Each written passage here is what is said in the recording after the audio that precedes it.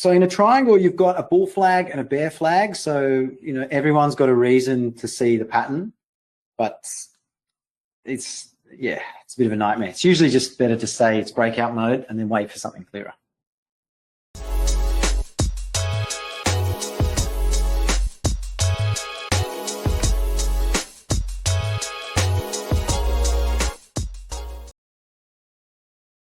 Okay, fantastic. Well, good morning to everyone in Europe. Thanks for joining this is our third Brooks Price Action European Trading Room. My name's Tim Fairweather. I'll be hosting the first 90 minutes of today's session, and then Tim Stout will be joining us. Okay, so I'm going to look at the German market. I'm going to look at FTSE, and then we'll see if we can find some trades. So higher time frame, it's the first day of the month. Well, I mean, technically it's not the first, it's the first trading day of the month. So last month finished as a bull bar. Now it's closing in the top half of the bar. It's closing above a prior high. So it's bullish, it's a tight channel, but we had a very deep pullback in April. So we've got a monthly bull bar closing near its high. We had a small gap up after April into May. Now, April and May are generally bullish months on the year, so no surprise there. And we've closed above the prior high. So I think we've got a couple of interesting points that we can put on the chart. One would be that breakout point from the prior all-time high. We've got big round number 24,000 as well. So the first and last days of the month can often have a bit of juice behind them. So let's see what the volatility is when we kick off. Maybe we'll get a bit of a trend today. That'd be great. Otherwise, some classic Monday trading range price action could await us.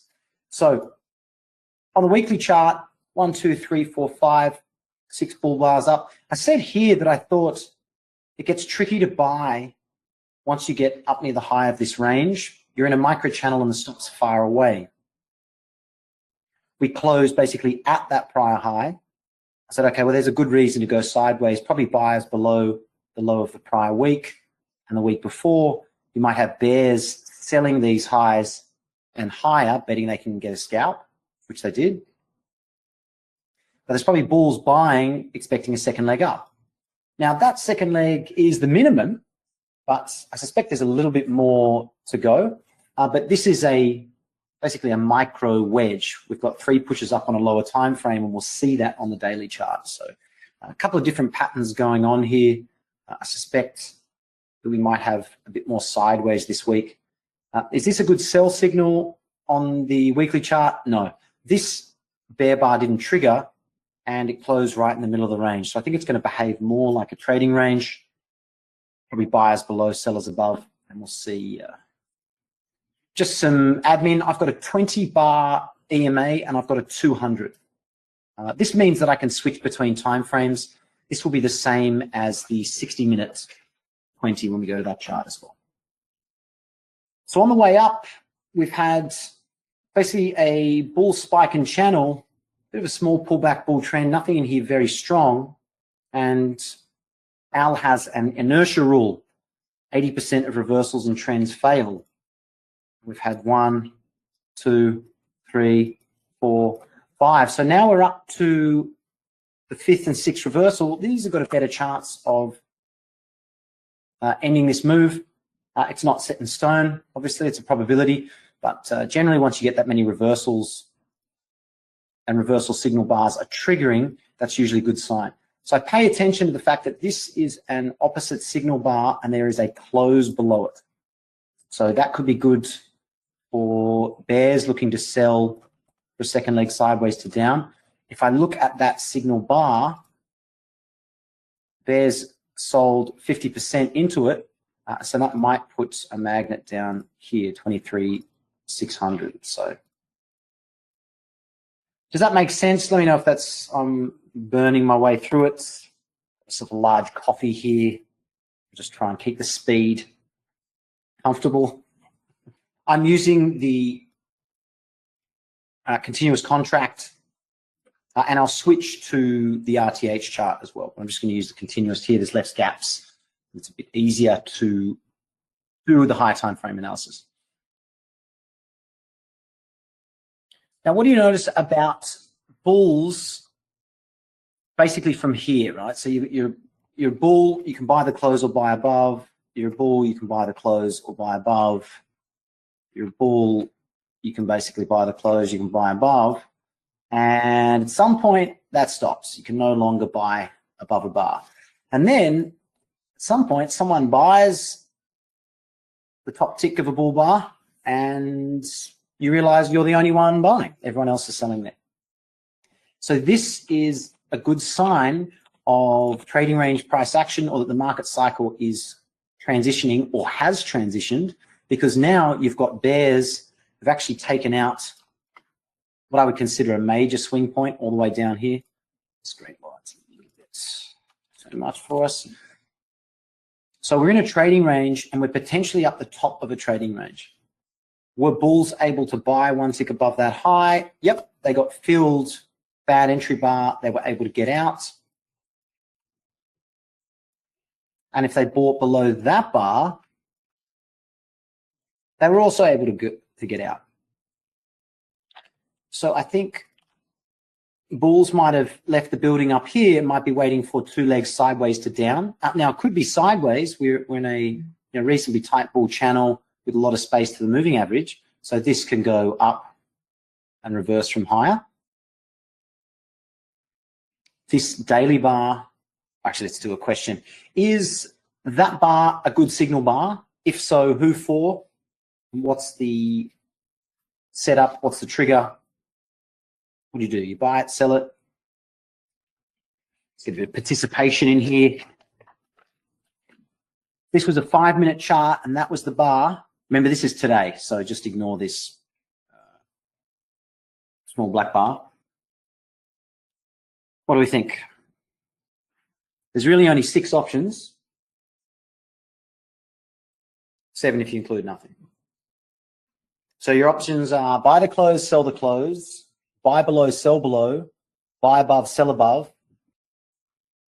Thanks, Chris. Appreciate it. So we've got an IOI pattern. So Chris is saying inside, outside, inside. You can count this as an inside bar, even though it's slightly above. I know what you mean. Buy stop above, it's above the trigger. Well, what I would say with IOI is that the later in the leg count it gets, the more it acts as a reversal signal. So if you were going to say a buy stop above, you'd also need to say sell stop below. I think it's not a common setup that I trade, so I'll put an asterisk next to that one. You might have to go and check. It's probably book 2, house book on trading ranges. Anyone else? Okay, so let's work it through. If you want to buy the close of a bull inside bar that's closing below its midpoint sideways, no, it's probably not a buy the close. Is it a buy above that bar for the big tail? No. Is it a buy below? Maybe. Is it a sell the close? Well, I mean, it's aggressive. You're probably selling for the trigger for the signal bar before, selling below a bull bar above the moving average, probably low probability, selling above. So I think we've got limit order trading likely, and we're going to see traders who are in this bar. Does that make sense? Or great choice, flat? Trading view, I've got 3 options. I've got RTH, which is like the Globex. Okay, thanks, Ron. Awesome. I did a video on this, on the 6 trading decisions. I think it helps to work through them, particularly when if you can make a case for all of them, you're probably in a trading range. So I'm trading off the etc. trading hours. RTH is like the Globex. If you're trading ETH, ES, and Frankfurt also has some pre-market, which is kind of good to just take a look and see what's there. So consecutive bear bars far from the moving average. So 23,924's triggering that sell signal. Now we know on the Globex we've basically already triggered that, but around 24,000. We'll see what happens there. Okay. 60-minute chart, we've got some very convincing market control from the bears. Very, very strong. Here was the climax. It didn't work out.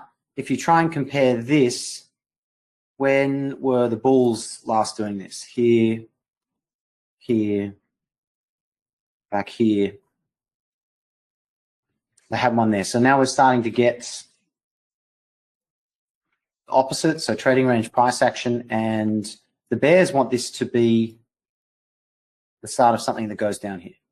We've got a big gap down here as well, so the bears might be wanting to go down there. Down here as well, so the bears might be wanting to go down there. Oh, he's using the MIG reversal. Fantastic.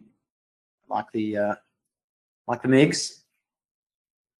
Yeah, so this is a lot of selling pressure. So this might set up potential measured moves down. Moving averages are flat, so bears probably need to do some selling, pull back, and then keep selling to get a bear channel. Can this be the start of a double bottom or a wedge? Well, we're going to need to see some very convincing buying here. Otherwise, that's going to be the breakout point. And the market might go down to fill gaps. G'day, Reza. Thanks for joining. Fill gaps. G'day, Reza. Thanks for joining.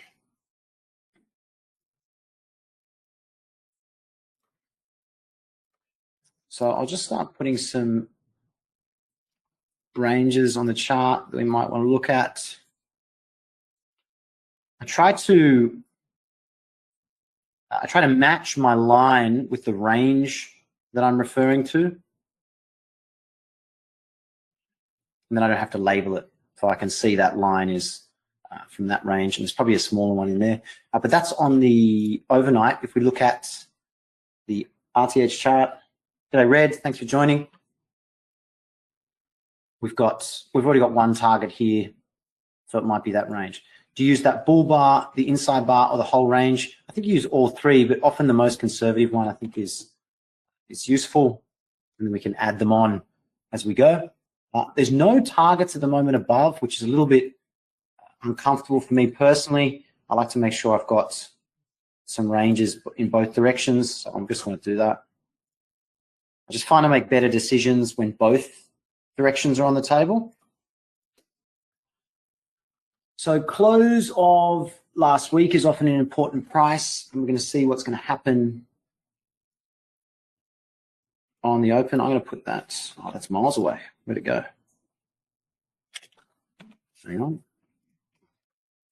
Although the weekly chart has had a couple of gaps in the last few weeks, usually the weekly chart doesn't have those gaps. We usually come back and test that close. In general, price action relationships are more reliable on higher time frames. That's why we don't really recommend zooming down into the 2 minutes and 1 minute and 10 seconds, because you'll just find a lot of the edges break.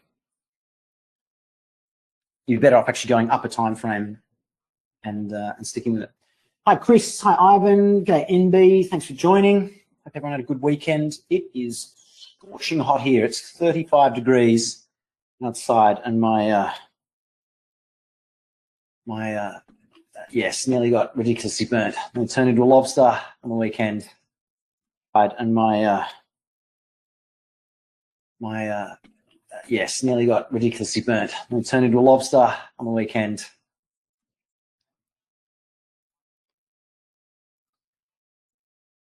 We don't burn as quickly in Australia here, but it's still pretty hot.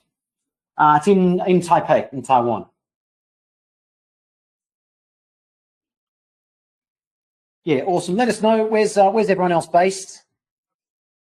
Always good to see where everyone's from. You could see trading range price action over 2 days, you know, a 2/3 pullback. What can often happen here, and I showed this in my stream, I'm not sure, was it Friday, was it Thursday? When traders try and buy in this lower third and they take a loss, that often sets up a target down. which is at 23,800. So I'm going to put that on the chart as well, and we're going to see if that's going to come into play. I think that. Oh, look at this.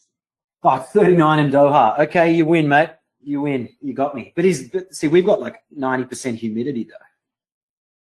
I think that's desert, so you're dry, are you? Oh, we got Jigs from NZ, go mate. We got Chris from Sydney. Oh, yeah, Netherlands. Oh, Portugal, Netherlands.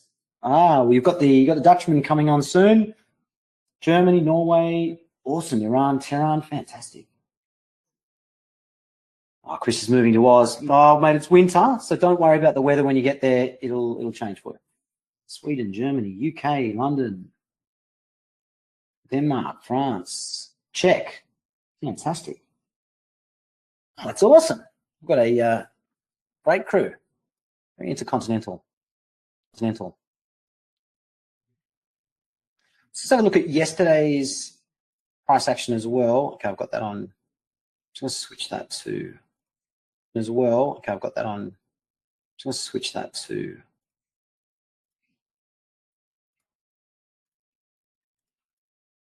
RTH. Let's get the numbering. It's better. So Friday, coming to the session, we had a bear channel. And we know a channel is one half of a trading range. So typically you get a, break of some of these swing points and then an overlap. And then you see what's going to happen. We're going to come back and test that range. We're going to go higher. Really strong bull bars and a pullback here. This is, I think, just too strong to sell below. If I saw this, it didn't trigger the buy and got that bear bar, that's one of those sells where you think, well, there's been 1, 2, 3, 4, 5, 6, 7, 8 sell signals already. Is the 9th just as good, or could this actually be the bottom of something? It triggers those sellers here, and now you've essentially got a high one buy. You've got a 15-minute bull bar. But I think some traders will take it small and then add. Others are going to wait for some follow through. Now we've got consecutive bull bars again. We're over the moving average again, so we're probably always in long. So now you got your two probabilities. You've got, well, always in long. We probably need a leg or two in that direction. And yesterday's a channel.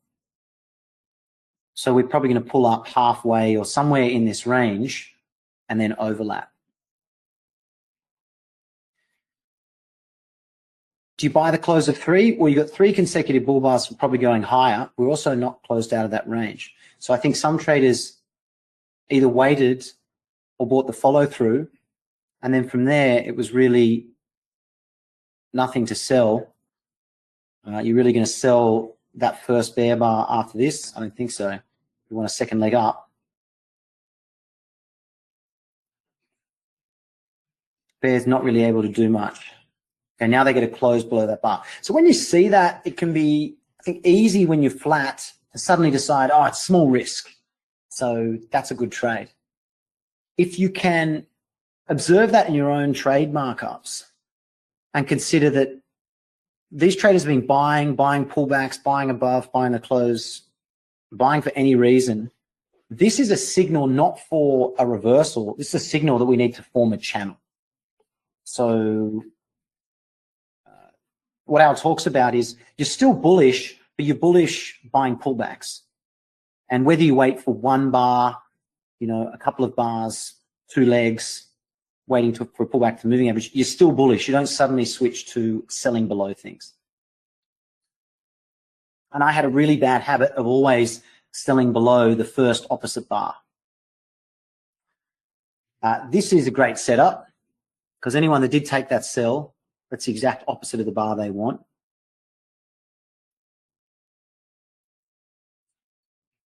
So they get a scalp, but then trend resumption more likely. Sometimes the channel will be like this, sometimes like this, but you can see in here, selling below that bear bar and then sitting through 2 bull bars you're going to stop out a lot of those trades. So I think that's going to help. If you don't trade the spike, you can trade the channel, then into a trading range. Then bears broke below a swing point. We've got a low 1 and a low 2 short. So, okay, we're going to kick off in 7 minutes. Any questions about trading DAX on yesterday? Even if you're not trading the full DAX, DAX has got FDXM and FDXS, and it's also got the German 30, German 40 index you can trade as well. So there's a variety of ways to trade it, but even if I'm trading those other charts, I still want one of my screens to have this on it. What's everyone else trading? They're trading FSX, FTSE. It's one of the tricky things about having a Euro room. In the US room, we just focus on ES and occasionally jump on other instruments. Just focus on ES and occasionally jump on other instruments.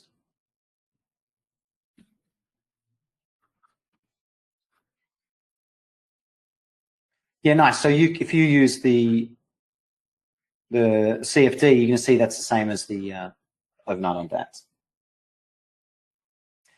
Chris, how different is it from ES in terms of volatility? Well, we're at 24,000 instead of 6,000. So you need to be basically timesing everything by 4, 5, 6. Because the volatility has been up and down, DAX moves somewhere between 20 and 30 points, 25, 30, but that's usually the range. So, scalping for 5 points on DAX, I think, is a losing strategy. So that's the main point, I would say. In general, if you can look at ATR or ABR, you can often look at the bar.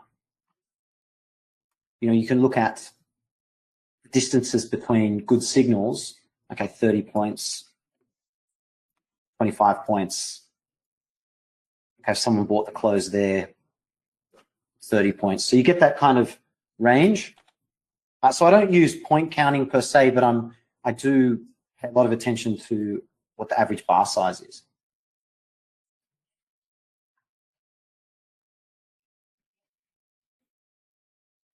What are the differences? I would say none. There's no particular difference. There's nothing I can see on a DAX chart that I haven't seen on the ES chart. It's just that this number on the right-hand side is bigger and these bars are bigger. There's nothing I can see on a DAX chart that I haven't seen on the ES chart. It's just that this number on the right-hand side is bigger and these bars are bigger.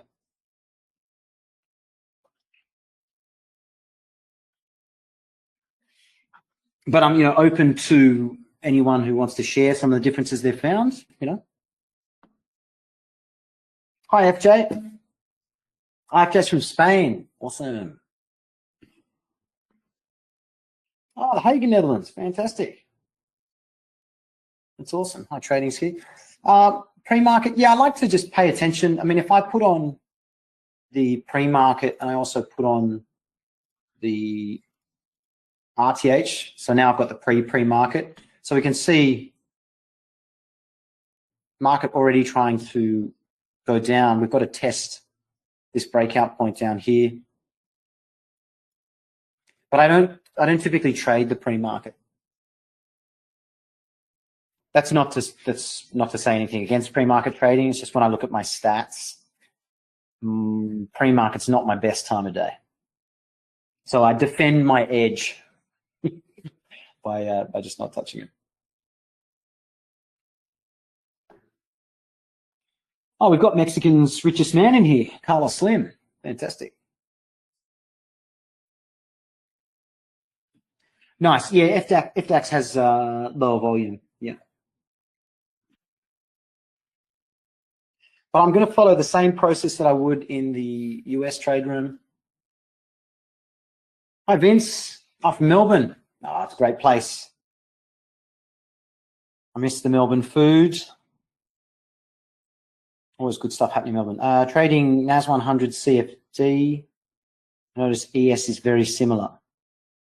Yeah, I mean, there's for me, it all looks the same. So apart from the number on the right-hand side here, so you've got to be aware of your position sizing, so if you're going to sell below that bar, bear in mind that your smaller stops 57 points. On DAX, points and ticks are the same. So yeah, the price action is similar. One of the advantages of trading futures, I think, is that you've got the open, you've got RTH. It's a little bit more difficult to trade those opening patterns from AL on just the ETH, but it can be done. So,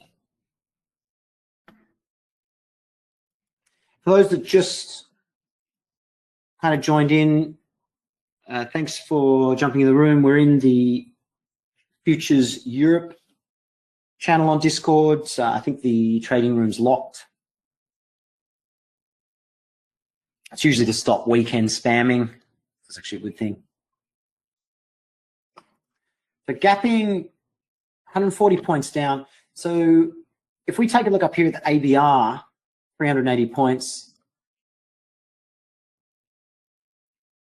about 300 points. So that's the range. So we've basically gapped down half a day's range. So if I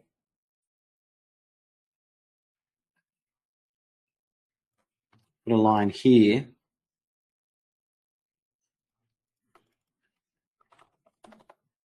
we call it the OG, open gap as you'd move. So we're probably going to move this amount of range today. It might be here, back up and above and back down, but hi, Paul. Yeah, I got stuck on that because no one was talking in the chat, and I was like, oh no, I've got the time wrong, doing something wrong. So close of last week's typically a magnet. We're far from the moving average, and we've got a lot of trading range price action. So we've got this low from Thursday.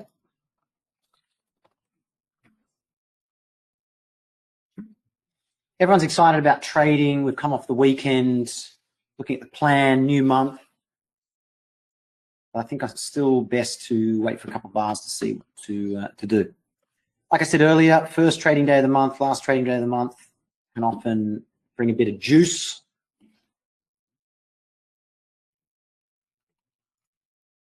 First bar of the day is 70 points tall. So, Chris, yeah, during Asia session, Hang Seng, or sometimes not, because we're in summer here in Asia. It's a question of, is the weather so good that I just let it go and I'll trade later? That's one of the advantages of living in Asia and trading. So I trade much less in summer because the weather's awesome. Do you sit in a trading range for the next couple of hours and knock out a few points, or do you just come back later? So this might make a big bear day difficult, or at least it's going to take quite a bit of time for the bears to undo this. That doesn't mean I'm expecting this to go up like a SpaceX rocket, but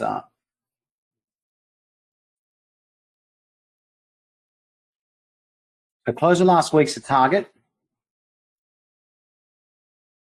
One of the problems with that target is, in order to take that trade, your one-to-one is back here.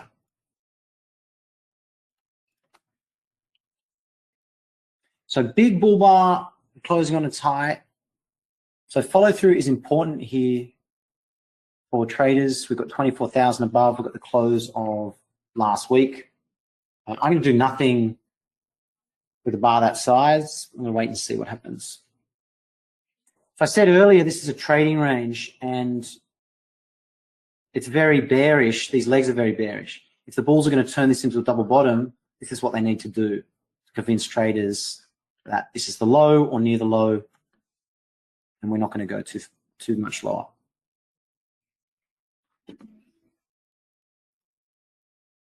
Looks like we're going to get back to the close of last week. I might switch that to,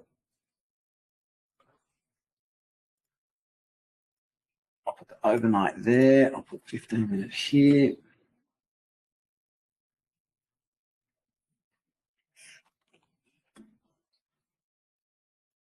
Pavel saying ETH, yeah, a couple of legs down, possible wedge. You've got a low one overshooting a channel. So in that case, if this is going to be a good 15-minute bar, I'm expecting probably a pullback to find buyers. Even though we could go higher, I can't buy here with a target there. The math's not going to make sense. So is this a buy vacuum test to 24,000 close of last week? We've got within a scalp of it, 15 points.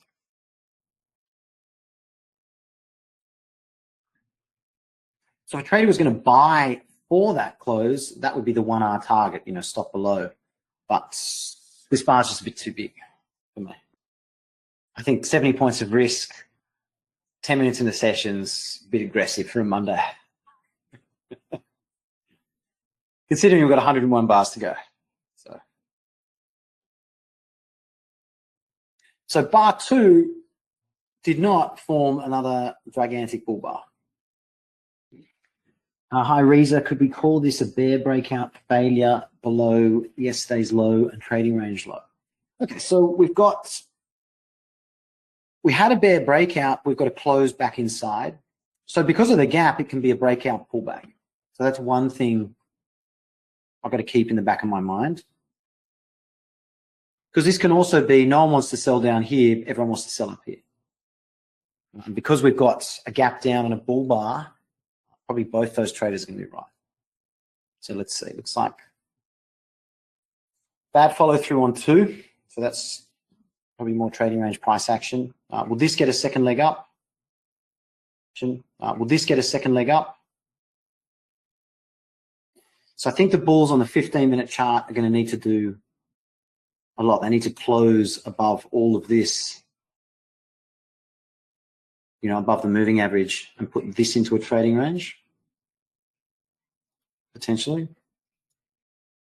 Yeah, awesome, Reza. I think that's the trickiest thing to be comfortable with as a trader, is that there's a variety of options there. Because there's a reasonable case for bulls, and then we've got a gigantic bull bar. And that's also a bear breakout.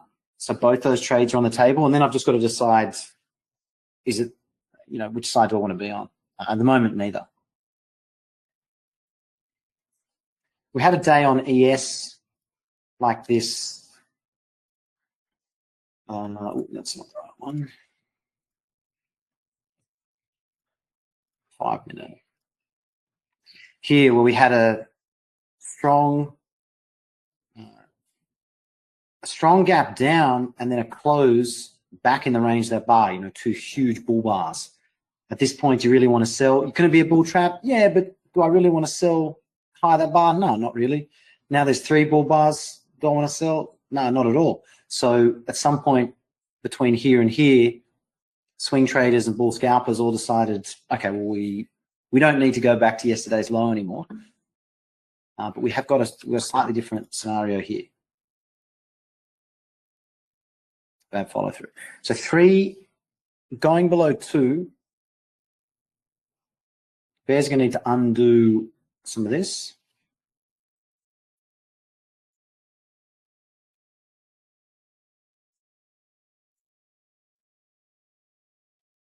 So if a trader bought above 1, we're back at the entry. If a trader wanted to wait and see what the follow through was, so 3 is probably going to set up a high 1. We've got basically a new high pullback. Okay, the pullback starts once we went below 2. Now it's going to set up a signal, and this is going to be decision time. If it's a high 1 and it's a trend, well, there should be a lot of buyers above, traders buying the close, betting this is going to have a strong second leg up.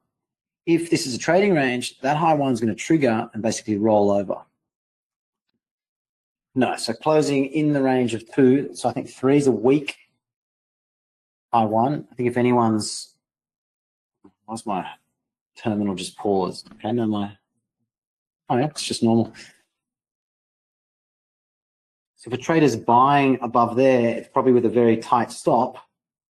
betting on a scalp. I'm not. I'm going to wait and see what 4 is.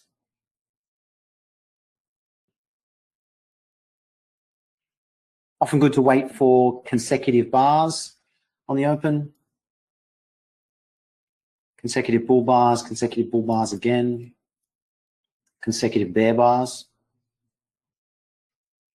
Now you've got both. You've got pair of bear bars, pair of bull bars. You have to decide somewhere in here which one you want to trade. You're trading here for a new high, or you're trading for a second leg down. This was a great short the other day. It took a long time. You had to stay bearish all the way through this, but it was a good swing down.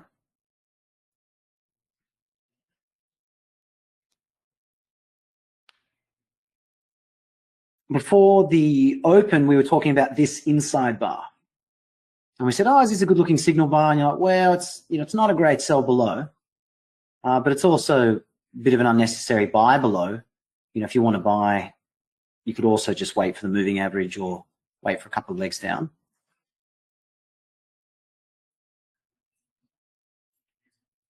But the sell's also not ideal.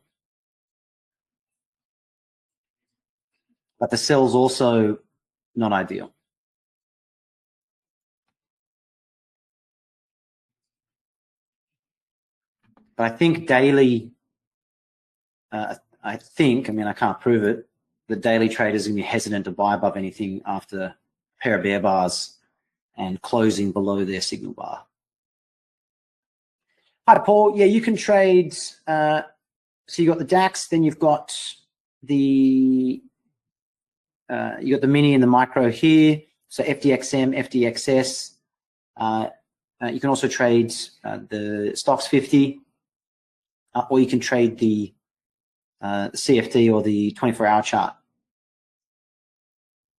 So if you're trading these will be slightly different, but they'll be very close. But the reason I like to have the FDAX on the screen, even if I'm trading these, like we had volatility not a few weeks ago, a month ago, where the average bar size was like 100 points. So if I'm trading those, I'll have the DAX on the screen as well, just to see, did it trigger, did it not trigger?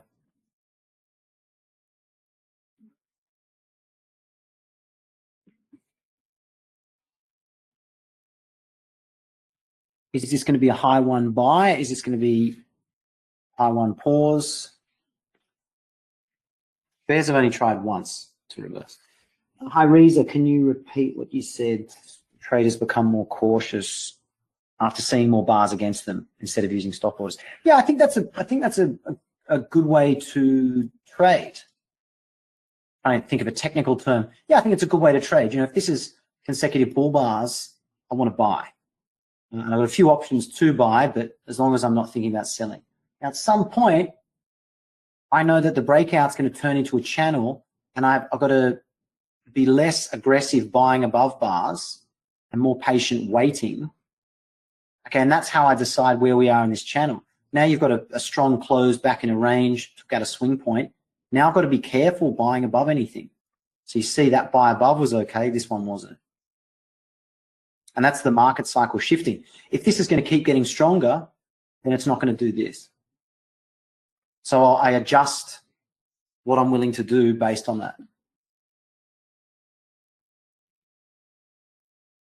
You hear the other presenters in the room say similar things. I say, okay, well, now that we're leg 2 or leg 3, no more stop orders. Okay, so you've got consecutive bull bars, but you've got a doji. Can the bears get a second entry short, or are we just going to kind of drift up sideways? We had a big 15-minute bull bar.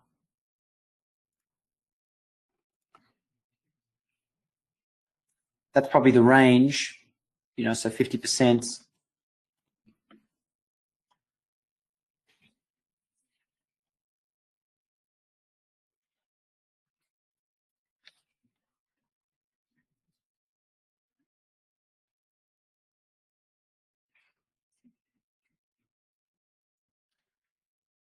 Oh, someone was asking about trading hours. I mean, you can trade off any of them, but whichever you choose to trade, try and stay consistent. I mean, you can trade off any of them, but whichever you choose to trade, try and stay consistent.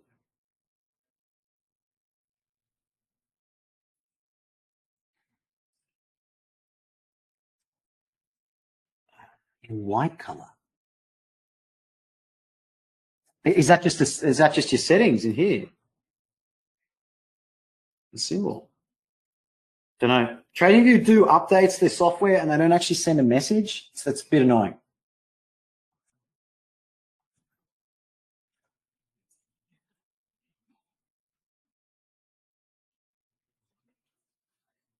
It's not a deal breaker, but you look at your software and you're like, why have I got these weird crypto symbols on it? Crypto symbols on it.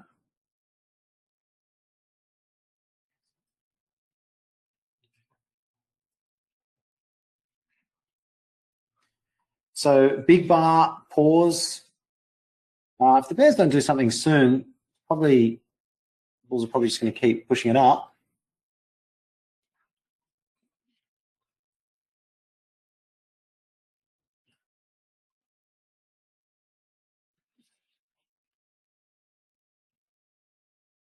By using TradingView for drawing, I can keep my NinjaTrader pretty clean.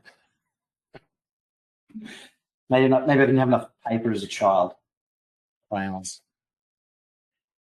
Someone's asking, is this going to be a regular thing? Yeah, this month, we're just trying to get it organized for this month. I think Tim and I are going to do some more sessions.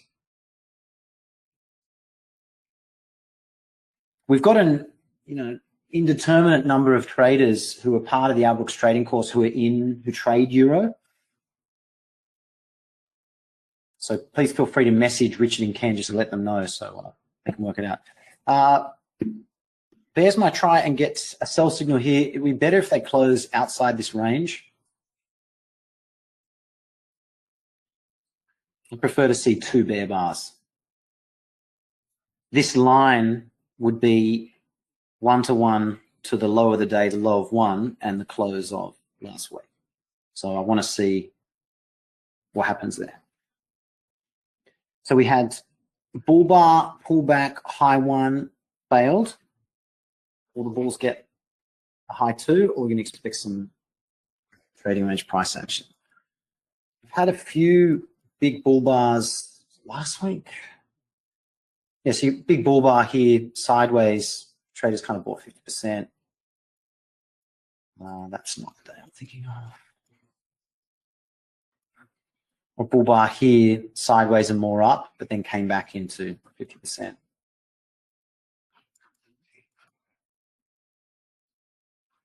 This is the one I'm thinking of. Big bull bar and then a bit of a triangle. So you can scalp in here, but there's no rush to buy above.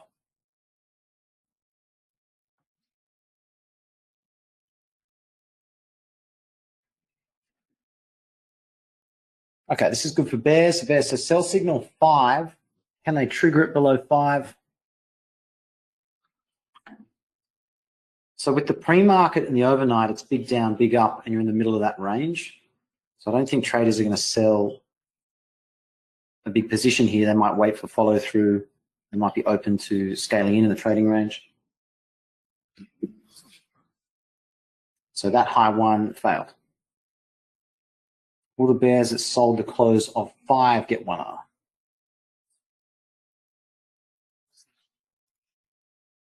So that pattern there is clear, right? A high 1 in the trend, breakout, pullback, high 1 above this bar, and trends create high 1s that traders buy, or at least when it triggers, the market goes sideways at that price and it holds for a long time.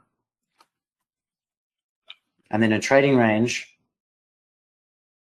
high 1, fail.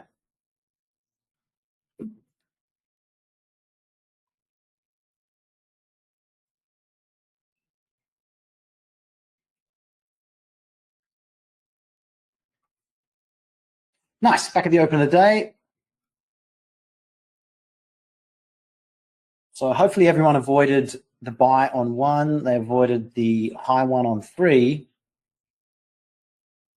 So you're either short or you're flat. So will there be a lot of bull stops below 1? I think traders buying 1 are probably going to scale in. So we're now at that price? No. Okay, so we're now below that.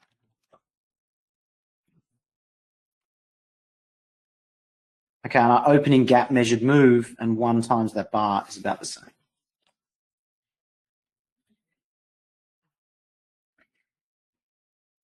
Well, I only sold small. I wanted to add, but then that's, I don't think that's going to happen. I think this is a gift for the bears. The bar's already gone 3R.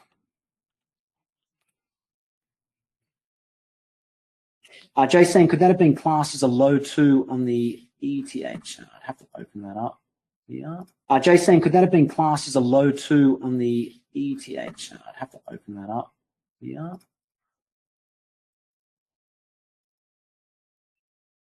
Yeah, it's like a low 2 in a trading range. I mean, you basically got a wedge. This puts the market in a trading range, second entry short.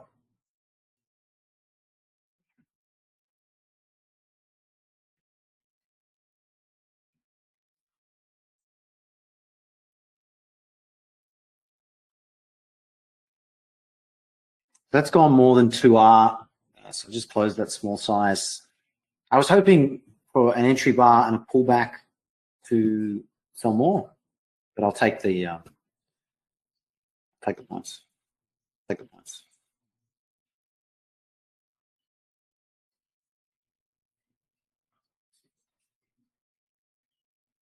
So all in short, but we're climax up, climax down. Can the bears get follow through bar on 7? And that was a measured move target.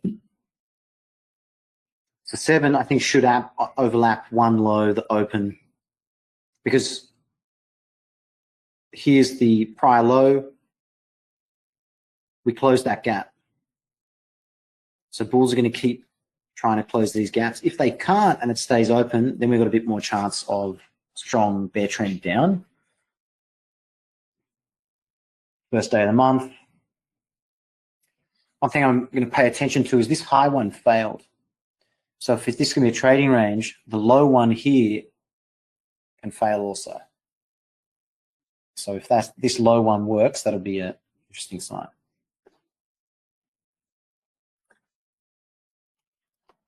Okay, so overlapped 1.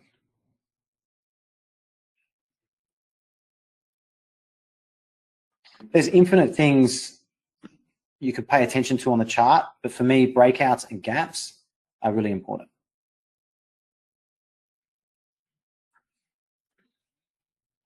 Here is a breakout, and that gap closes. So when we have a breakout here, that gap also closes. When we have a breakout here, that gap also closes.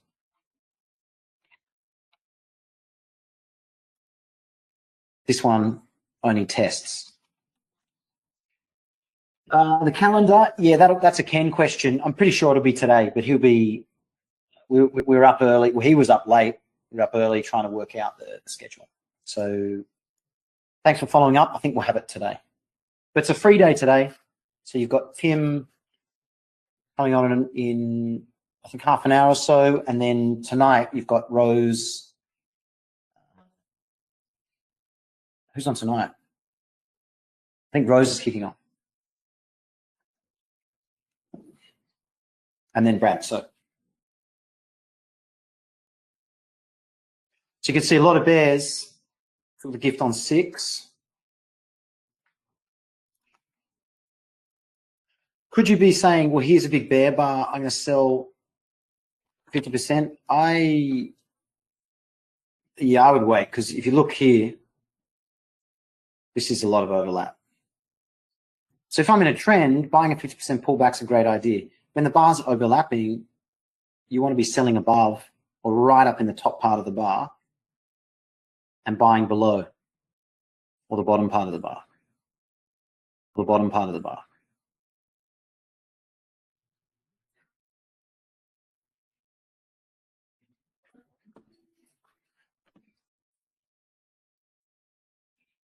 Big bars, better to trade small. I haven't even looked at FTSE. Sorry, guys.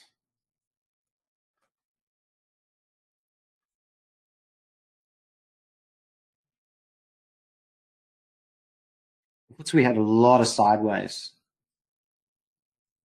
on Friday. So they didn't even get a new low. So is this high to bottom? Bulls, second attempt at reversing.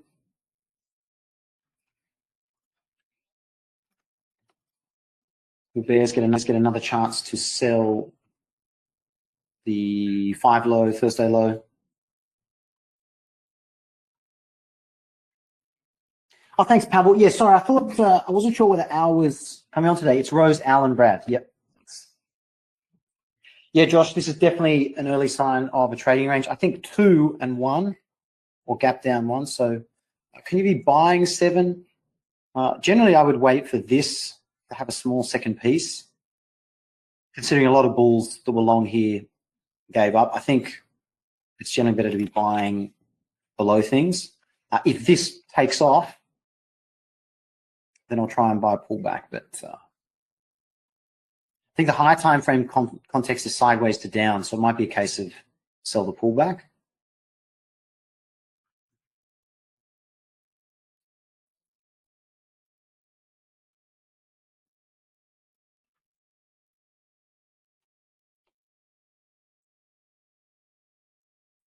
Even with a weak breakout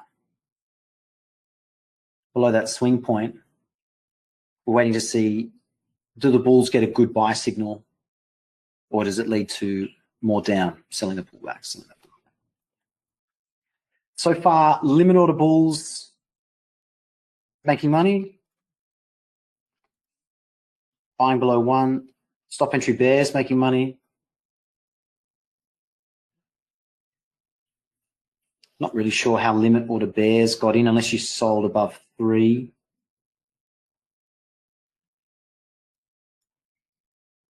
Yeah, no worries, Josh. You're welcome.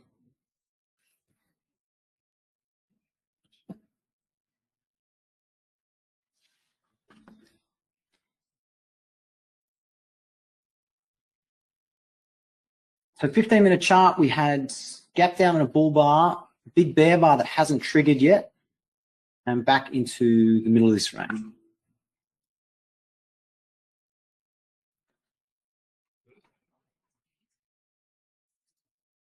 If you sold 5 with a stop above 102 yesterday, we had a tighter stop.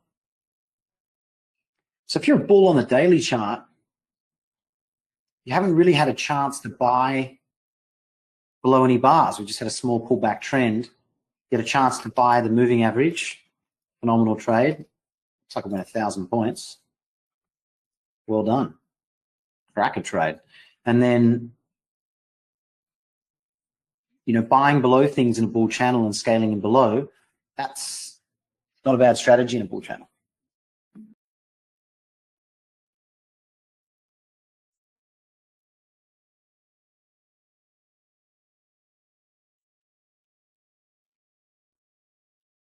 You bought the close of 1 and you bought the low of 1, your midpoint of those entries is there. And I'll put it in red. I'm going to see what happens there. Yeah, Pedro, a couple of options. You've got FDXM, FDXS, or you've got the Globex charts. You can trade that a few different ways, including CFDs. Euro, you've got Forex, you've got crude. You've also got the stocks, FSX. You've got FTSE. So FTSE was still in a trading range. We didn't actually get a new low yet.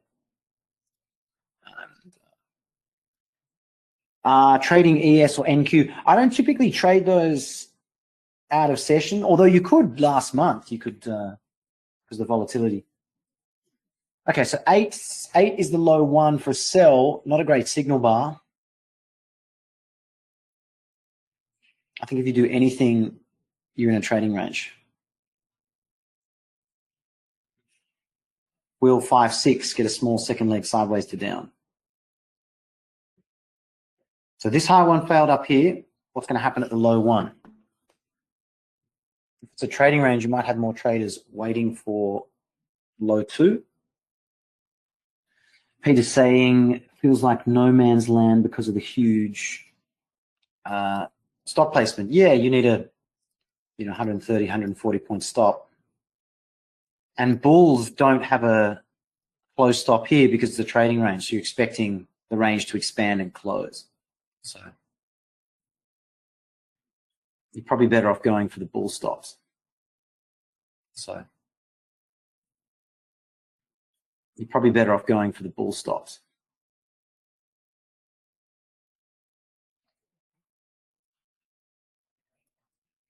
We got within a scalp of close of last week. We tested 24,000. Oh, Paul, that's a good question. Paul's saying when you buy a low one. Oh, wait, are you entering a trade or you're trying to break even on a trade?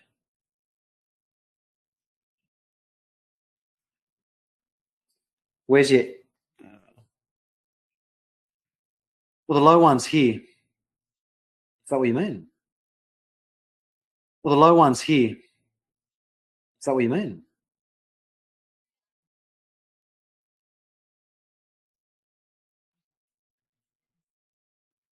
Or do you mean when you were selling up here?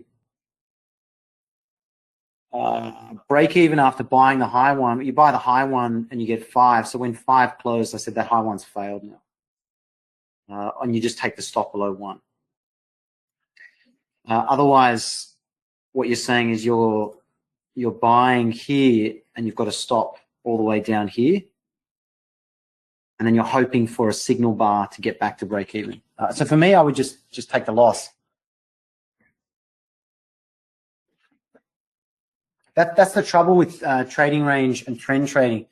If you buy a high one here and it goes down, okay, that's not a big deal. You buy a high one here and it goes below, you're betting that swing point's going to hold. But in a trading range, you've got vacuum moves to the highs and lows of ranges. So you can very quickly get a very large size. Okay, so can 9 be another bear bar? You might have more bears looking to sell. Still not closing below 1. So still a trading range. I think best choice, still probably flat down here. Maybe waiting for a low 2. Yeah, I'm not sure on that strategy, Paul, because I would typically, if I get that as my one of the bars after my entry. So think about like setup, signal, trigger, exit. The setup is strong bull breakout, pull back, and a high one buy. And then the failure case is a very strong bear trend bar against closing below that signal bar. So I want to be out. Or you just rely on the stop. Oh, why exiting on 6 instead of the measure move down? Yeah, because I was short only a small position. I was hoping I would get a chance to add on. But this bar itself went nearly 3R. So that's anyone that just sold that bar, all the scalpers are happy. And if you had a stop above 4, that's 2R, and it's a trading range.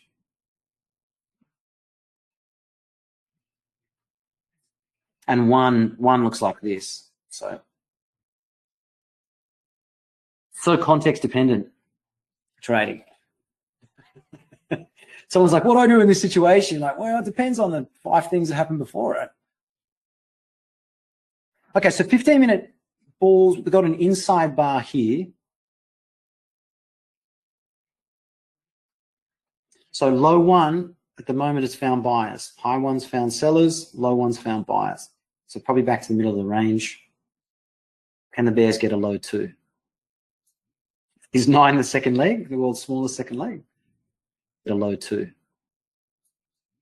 Is 9 the second leg, the world's smallest second leg?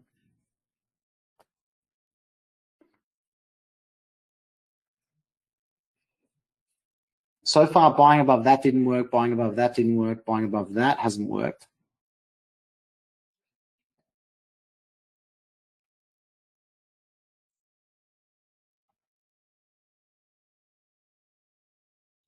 we've only done 250 points of this range, so we probably need another 50 or so on either side of that range, I think.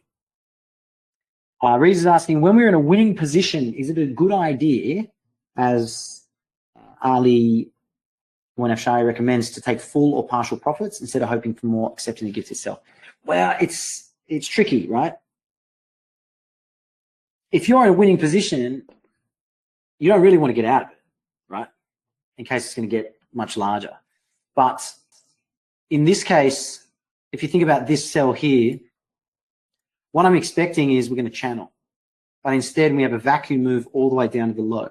So if I choose to hold the position there, which is okay, what I'm saying is traders are going to sell below 6. But, I mean, selling below 6 is tough because now I've got to stop, because I need new bears after me. Now you've got a 230-point stop. That's a tough call.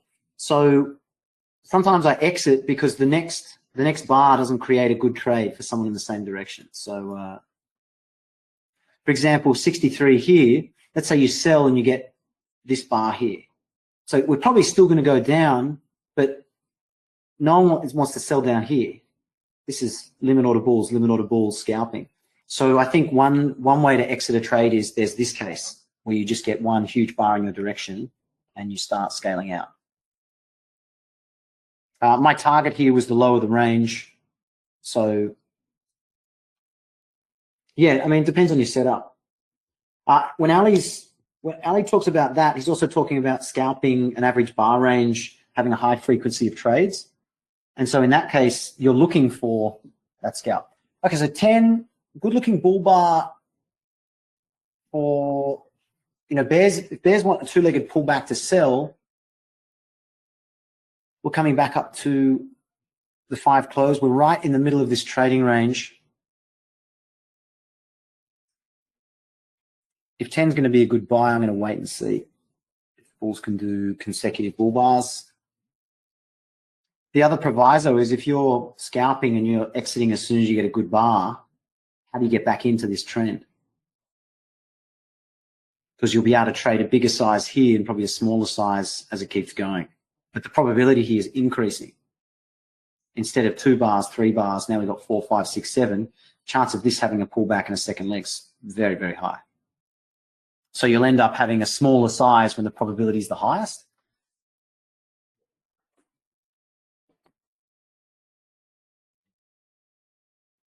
Okay, so back to the 9 close. Bears trying to get a second signal.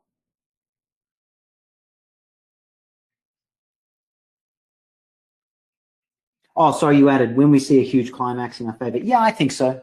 If you suddenly get a much larger bar than you expected, and it's not a swing trade, it's not like you bought the low in a wedge bottom, then that's the bar you're looking for. So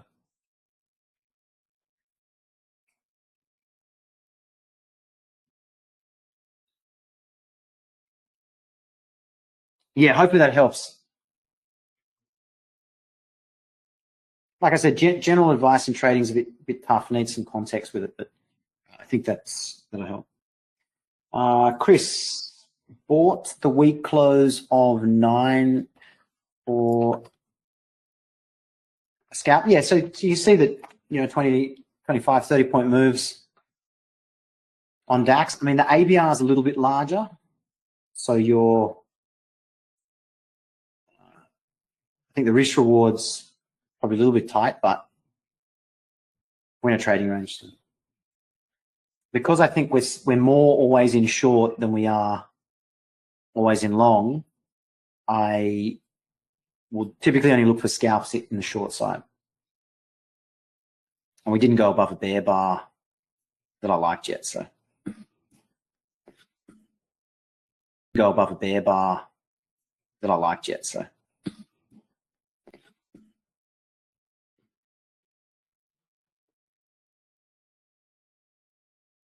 So the low one in a trading range, not great. Bears trying to get a second signal.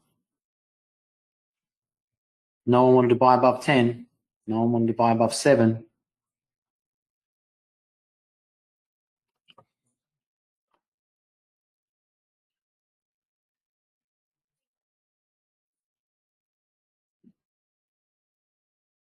Can the bears get back out of the range of 1?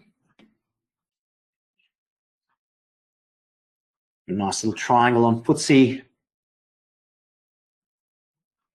Good place to lose a lot of money, middle of the triangle.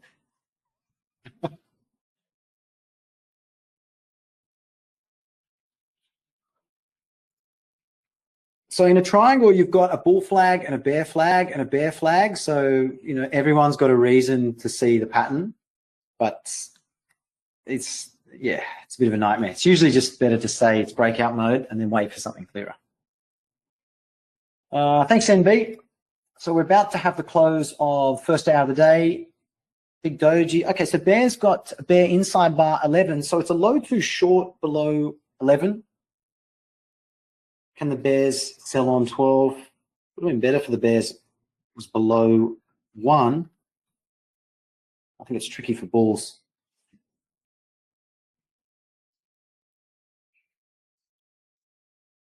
One minute into the bar, and so far freeze frame. Will the bears get a test of low of 1, 6 close? 6 is a close of a 15-minute bar as well. I thought there was a bull break-even point up here. You know, if you bought 1 and more below, that's your midpoint. Not a high momentum sell.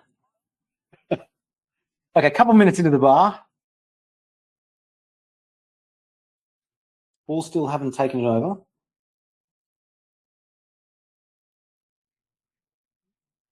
It's like traders waiting for information. If we're going to be in a trading range, stop entries have a high chance of doing the opposite. So, you know, reasonable looking bull bar, even though it's an inside bar, there were more sellers. It's usually the kind of bull bar that's a buy the close, traders sold it. Now you've got a good looking bear bar closing when it's low. A little bit more probability because we're below both moving averages.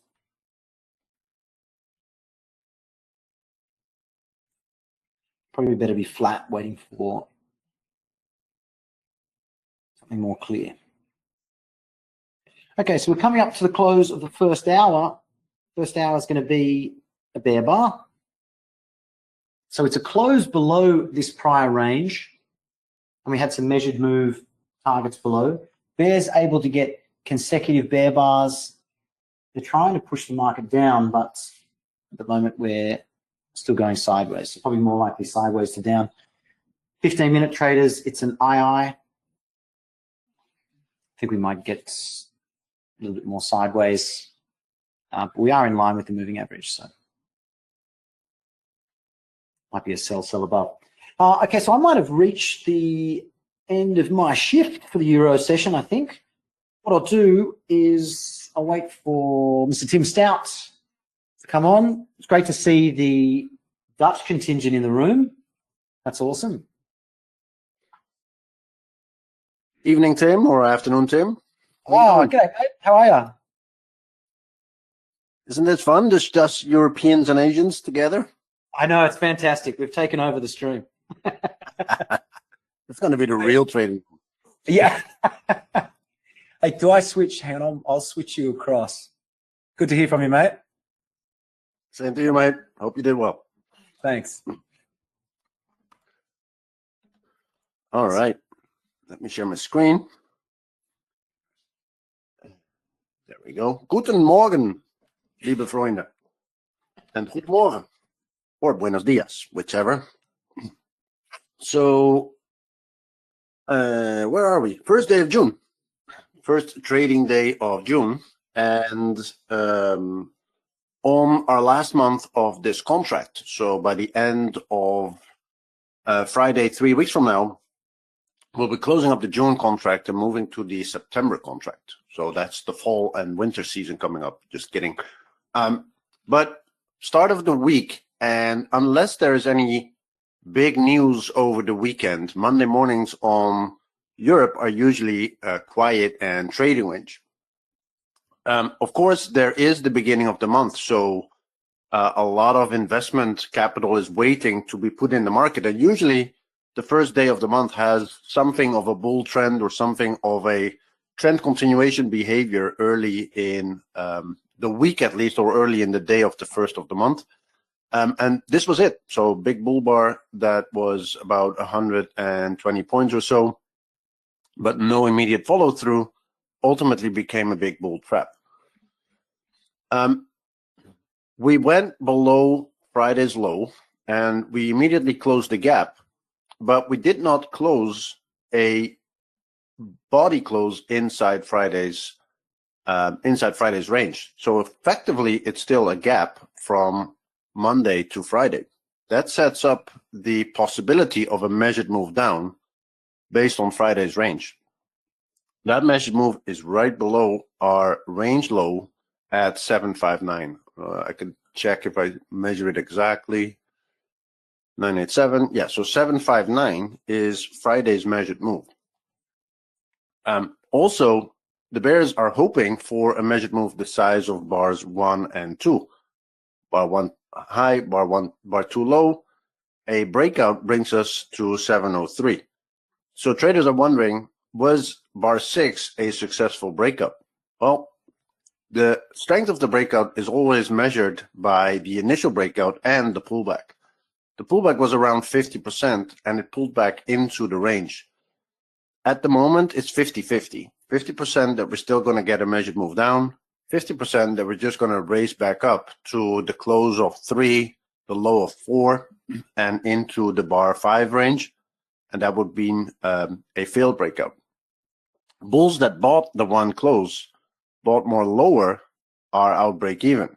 Many bulls don't buy immediately below 1. They wait to see what happens. So you buy above 1. You wait to see what happens on 6. Can we get another bear bar follow through and then bulls will be out? Or do we get a bull bar instead of a follow through bear bar? And then they'll try to break even based on that close. So that is as well the close of 5 right there. No bears selling bar 6. So bar 6 is a big bear bar, closing relatively on its low, closing well below the bar 1 low. So bears hoping for a measured move breakout. But bar 7 is not a bear bar, not even a bear bar with a small body, not even a bear tick. It didn't even go below 6, right? So the bears at this level are not as strong, but here they are strong. So that puts the market into a trading range. The bulls were using bar 1 to get out. They bought the open, a gap down, and above 1 there were no bulls. There were bulls selling. The bears used bar 6 to get out with a profit as well. There were no bears selling bar 6. Instead, the bears were buying bar 6 to take profit. And the bulls were buying bar 6 as well to get back into the morning range. And we're going sideways now, just above the Thursday low. Bears still hoping that we're going to get to 759, 703. And the market is more bearish than bullish. Look at the things that are consecutive. 3 and 4 are consecutive bull bars, but 4 did not even break out above 3. Actually, it failed and went back into 3. 6 was a really successful breakout below 5. There's probably 2 times risk if you put a stop above 5 and you sell below 5, you have more than 2 times risk. That is more than a successful breakout. 7 did not get any follow through. The bulls used that to exit. 10 did not even go above the bull bar, and now 14 is going above 13. But with 3 minutes to go, we don't know what the follow through is going to look like. 12 is, of course, disappointing below 11. So in a day where everything is disappointing, basically you want to take your head off and screw it back upside down, because everything is going to be contrary, right? Selling high and buying low and not hope for breakouts. So you see 6, you may think that you're going to get a successful breakout, but it's actually a place to take quick profits. 7, you think it's a good looking buy, but it's actually a better looking sell. We tried to break below 1 once, we failed. We're trying to break below 1 twice. So instead of buying above 7, I'm selling above 7 back to the 1 low, taking profit there. Consecutive bear closes, big gap. That gap is probably going to close for at least half. So buying 6 and exiting at 7 is another what is it, almost 100-point scalp. And that is enough to cover 25% of the average daily range. So that's a scalp that covers 25% of the daily range, and that is pretty much all you need on a slow morning. So where are we now? Well, let's look at the 15-minute chart. 15-minute chart. So we had our sell-off on Thursday. Our first sell-off was on Wednesday, big gap up, and we started to sell off again on Thursday. And then we had this trading range day on Friday with an initial rally that became a complete reversal, and we ended the day where we started it. And today we gapped down, but we immediately reversed up to test Friday's close, and then we tried to go down again, and that's now starting to fail as well. On the 15-minute chart, the bulls cannot get anything consecutive. So bulls that are buying here in this first 15-minute bar, what are they doing now? They're breaking even. They're going to sell out here, and it's very likely that we'll go back to the low of 1 again. So we are in a sell zone. The sell zone is roughly this. Let me draw it. The sell zone is roughly this. Below 5 was a good sell. The top of the day is a good sell, probably somewhere here. And the buy zone, I think, is lower than what we've seen. I think it's going to be here. High probability right now of going back to the 1 low. This was a low 1, if you will, or this was a low 1 and that was a low 2. We're approaching the moving average. Bears will sell here below 5, hoping for a move down. If you sell below 5, that is a forgotten sell, right? I call it a forgotten sell because once you see 6, you wish that you had sold below 5. But you can't, right? Because we're already here. So traders will put a limit order to sell below 5. And as soon as price comes back there, and it just did, it's going to start to sell off again. Some bears will say, okay, stop is above 5 because I don't want to see price come back above 5. We're in the trading range. I'm not going to hope for too much, probably just a 1-to-1 type of scalp. So that will be 939. Coming.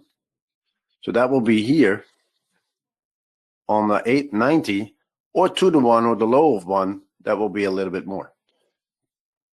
Other bears will say, well, I'm going to give it at least a little bit more room to the high of 4, sell below 5, and then we're looking at the high of 12 and the close of 6 as targets, and that's reasonable as well. If the bulls can have follow through on 13, then that's for a lot of bulls not good enough so high in the range. But if they can get now a bullish breakout above the moving average and very dangerously close to the 5 high and the 4 high, a lot of bulls will conclude that the bears are going to get stopped out and they will start buying. So right now, I don't think it's a buy. But if we get consecutive bull bars and go higher than 4 and 5, then the market could become always in long. Right now, at this price, I think bears will short, and it's actually all in short now, despite 13 and 14. It's very close to the end of a pullback after this attempted breakout, and it could be the high for the next hour or so. All depends on what the bears can do now that we're at a very attractive price for them to sell. The high of 12 is a target, the low of 1 is a target, the close of 6 is a target, the measured moves down are targets. But I don't think that, considering what we've done today, that we're going to get a breakout and a measured move lower or a breakout and a measured move higher. The way that this looks right now is that this is going to be the range for at least a few hours or more, maybe a little bit more to the downside, but probably not much more range until around 2:30 European Central Time, and more news comes out from the US.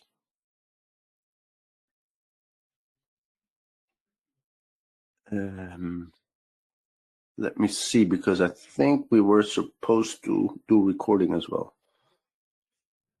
I'm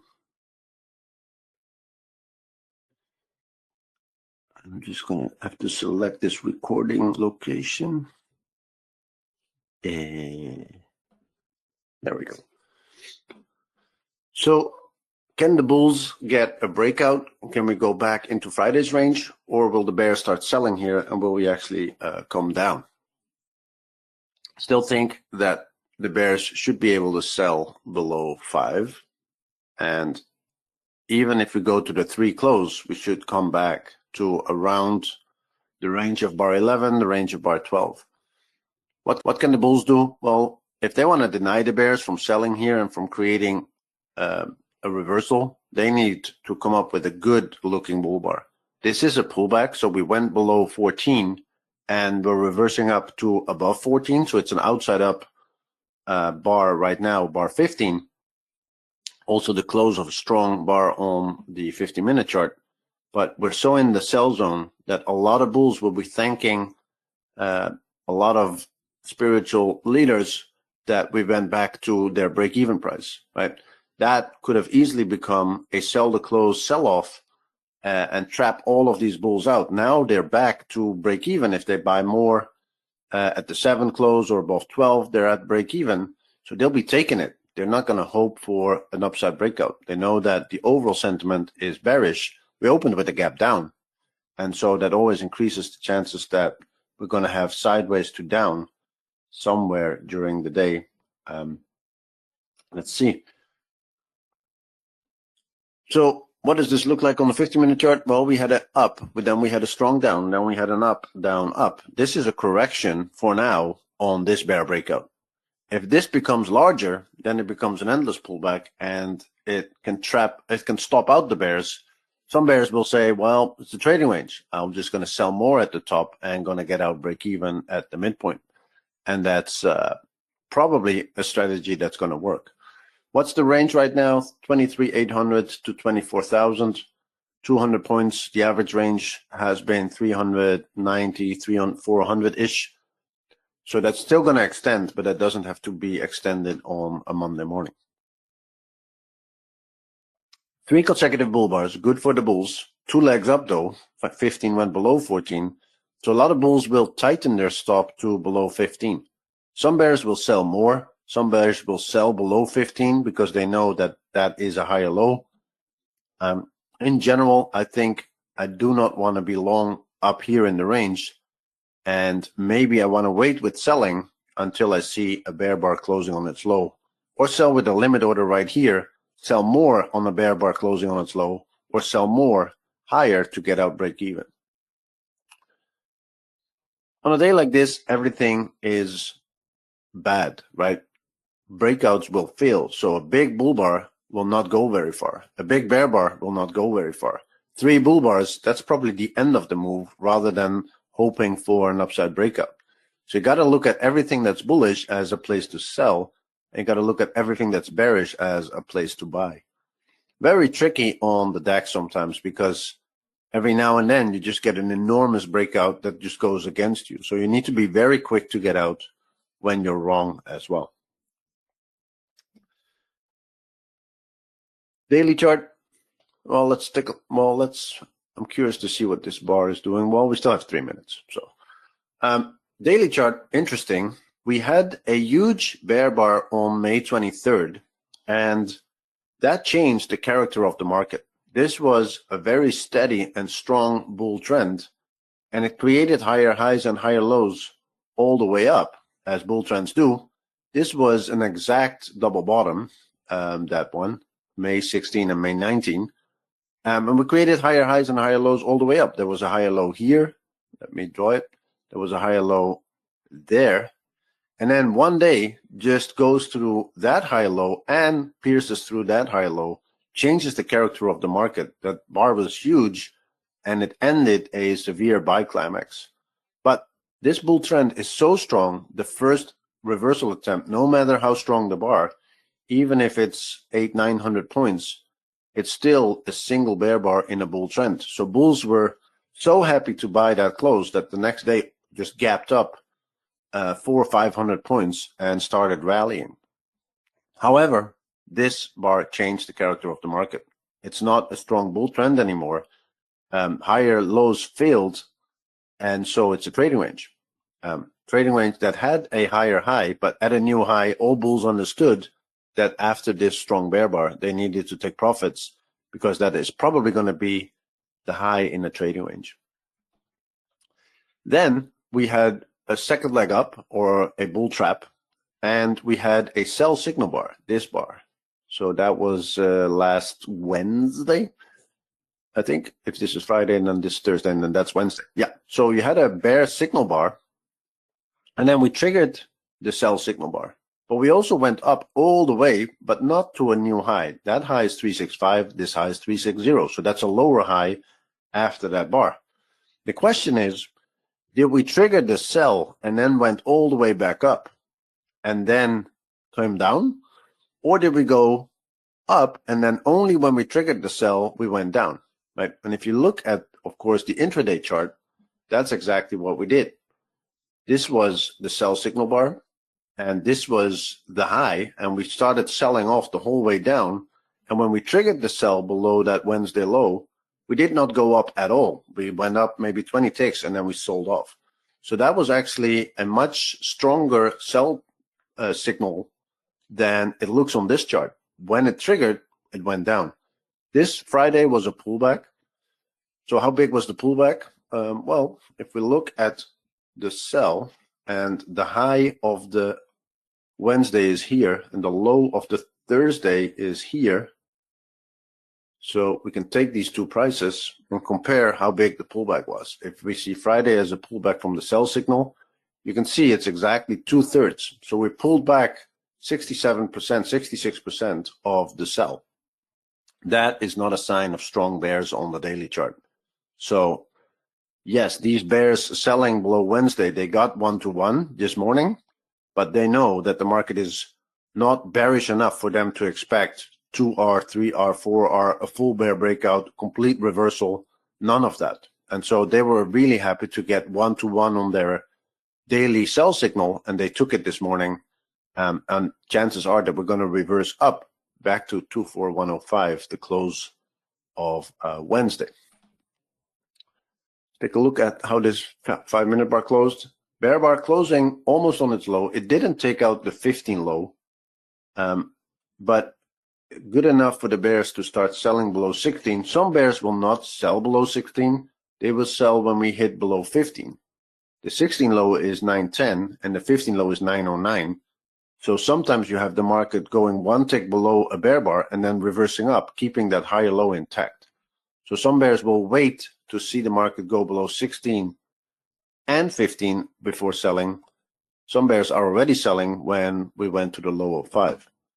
Still increases the chances that we'll go to this line, the high of 12, the low of 1, and even the targets below. On the weekly chart, we had this huge sell-off, obviously,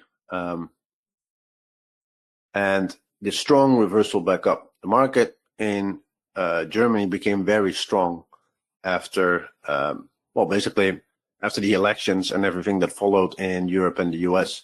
But this sell-off was so strong that it changed the character of the market as well. This was a strong parabolic wedge. You would expect two legs. It went one violent leg down, and it went one violent leg up. So we have a big down, a huge down, and we have a huge up. Chances are that a lot of bulls will take profits here by the lack of a strong higher low. Is this a higher low where they can raise their stop to? Is this the higher low where they still need to have their stop? Probably more likely somewhere here.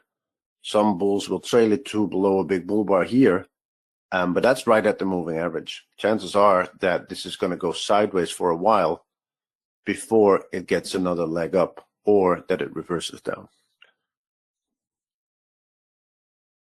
Now, what's wrong here? What's wrong here is that it takes too long to trigger the sell signal. You'd almost hit your screen to see if the market's still open because the price is just jammed at that level. A lot of times, though, you'll see very quickly that when the sell triggers, it starts to sell off quickly. The market is hesitating to sell, but the market is also hesitating to go up higher. Increases the chances that we're going to go to the 12 high, the 1 low, and these targets below. The bulls are entering this musical chairs pattern where one of them believes that we can still go higher. Some of them still believe in stopping out the bears, but other bulls here are starting to exit. The bears haven't triggered the sell signal yet, but they might just do that in the final minute of this bar. And then we can actually quickly come down. Can the bulls still make an end to this and reverse the market back up? Yes, but they have 2-3 more bars time, and then the last and final remaining bulls will start to give up as well. The hourly bar, bars 1 to 12, that was a bear bar closing with a big tail below. And we haven't triggered, of course, the low below the hourly bar. With 40 minutes to go, that's still an opportunity as well. So what do you do here? Well, the best is to wait. Triangle on the 5-minute chart, triangle on the 15-minute chart, continuous contract. So here and here, we're back at the open of the pre-market. There is a measured move down that we reached on that sell-off, so that is not a target for these bears anymore. But on the 50-minute chart here, there's still many measured moves down. The biggest one is the range of Friday. So Friday's range, that high, that low, measured move down. I might not measure it exactly with these big points range, but somewhere here, 759 is a measured move. And at the moment, because the market can't get back into Friday's range, it's likely that today we're going to go to 759. What's wrong here? The bears, they had an excellent sell opportunity to sell below 16, and they couldn't get the market to trigger below 16. We have a micro double bottom, 910. Chances are that the bulls that bought 15 are now exiting as well. So we're in a tight trading range between the 15 low and the 16 high.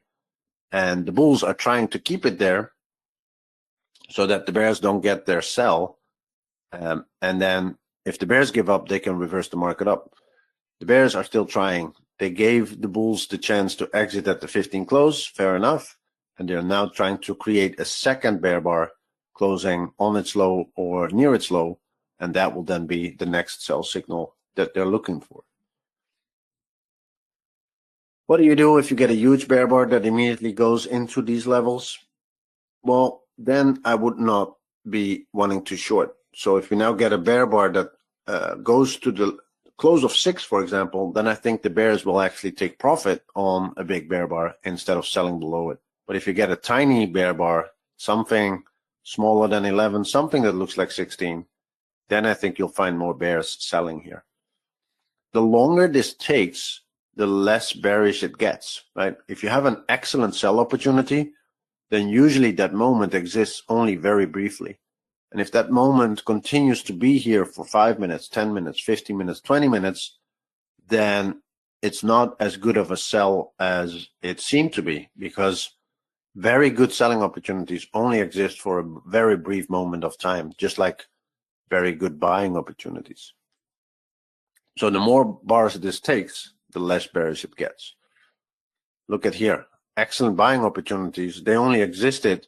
This buying opportunity, the close of 6, didn't even trigger on that price, right? It gapped up and it started to rally. This buying opportunity above 9 only existed for 5 minutes, gave you 1 extra 5 minutes, and then never came back. Buying opportunity above 12, it gapped up and it ran. So only with the market order, you could take advantage of that. So very, very good buying and selling opportunities only exist very, very briefly. Well, if 16 was such a good selling opportunity, then why is it taking 10 minutes to even trigger it? Something is wrong with the bear case here. I usually choose in the morning which instrument I want to trade. So I have the DAX here. I also pay very close attention and trade very often the FESX. It's a lot more like the E-mini. However, it doesn't trade in quarter points. It trades in whole points that are 10 euros each. So friendlier in nominal value, but unfriendlier in that it only moves a point or nothing, right? So the tick size is 1 point.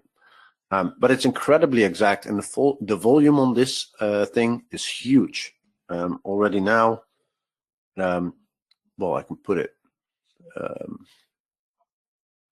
So I basically never have any slippage or anything when I trade FESX. And the advantage is that you can see 2,000 contracts per 5 minutes, very good, very liquid. The advantage is that you can actually very closely determine your risk because you're trading 10 euros a contract. You can be very precise with how many contracts you put in, much easier than with the DAX, for example, and incredibly exact as well. So here, this low, that double high, measured move. Here, selling the 62 close, stop above 62, you get 1-to-1, get another chance to get out.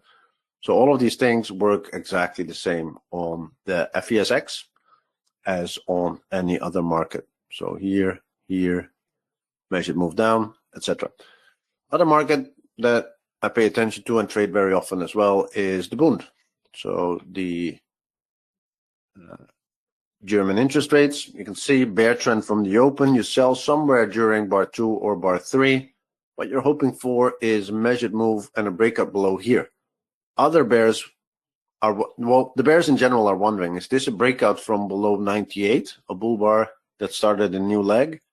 Or is it a breakout below 95, a bull bar that started the leg? Well, the high of the range is 34. So let me draw that. That's a measured move to here. You can see that some bears decided that that was a smart measured move to take profit. The other measured move is here, 72. Is that the breakout point or is that the breakout point? Well, we didn't have a pullback on either one of them. So the first pullback was only here, and that was at the first measured move. Makes it more likely that we'll go to 72 and then see what happens there. And if that doesn't give any support, then the breakout point might be way further down. It might, for example, be the whole range of Friday and come to 54.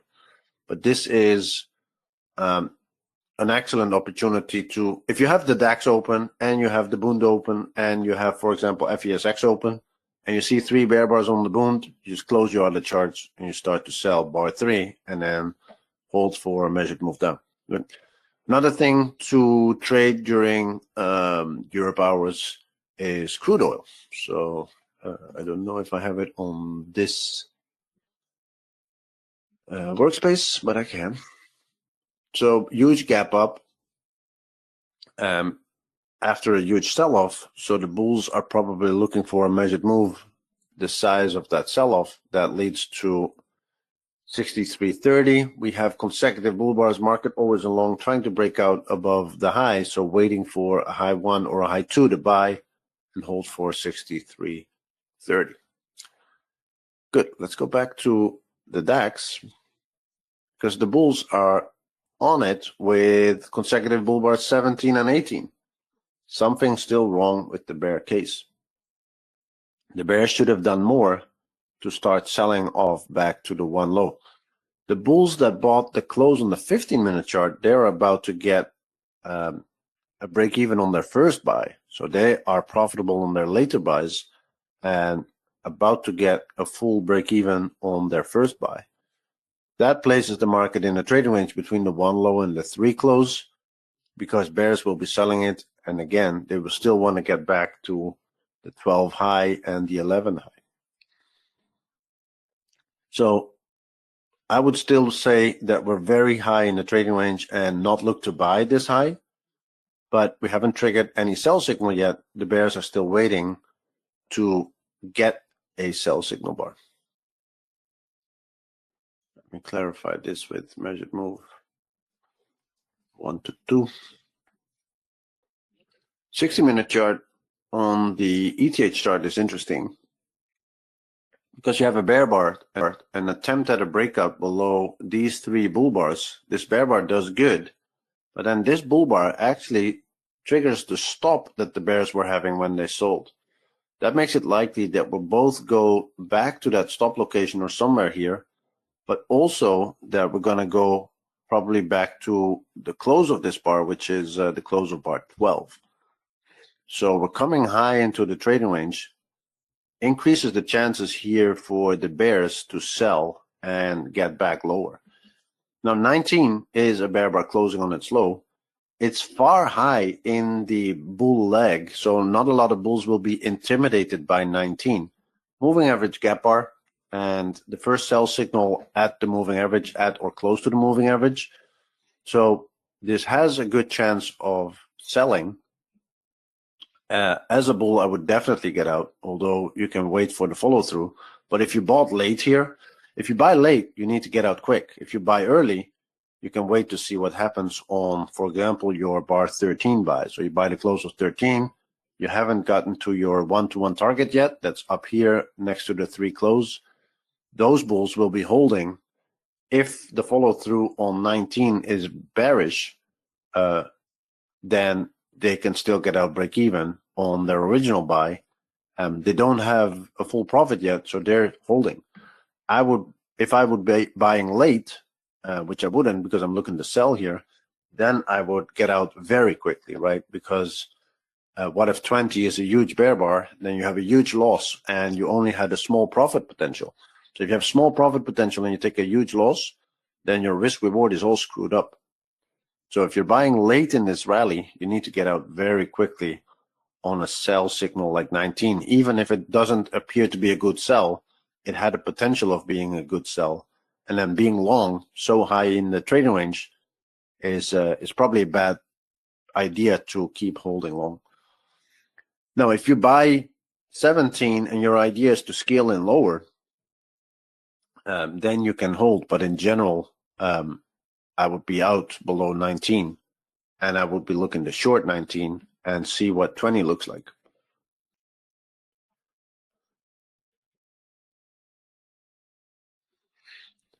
Where is that high on the first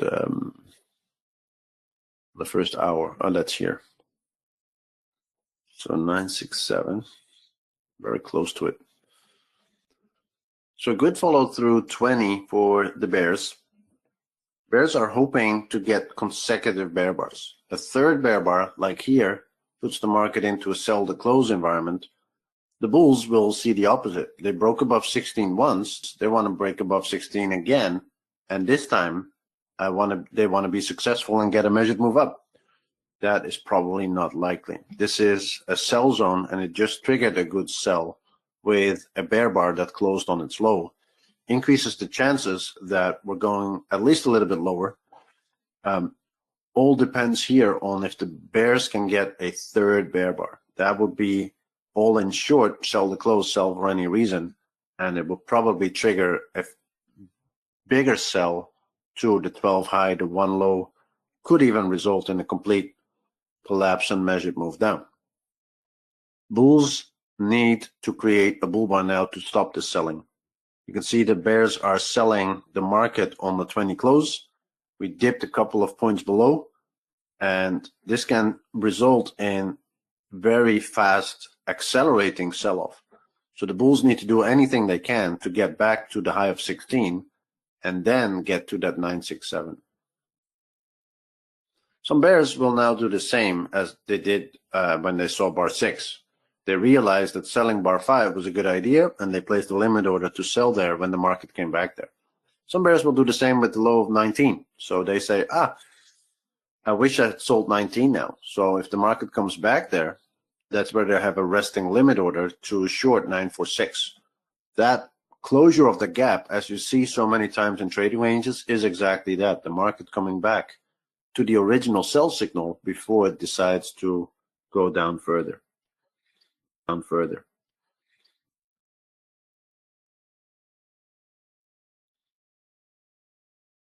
Bulls still hoping to get to that 967 and the 3 close.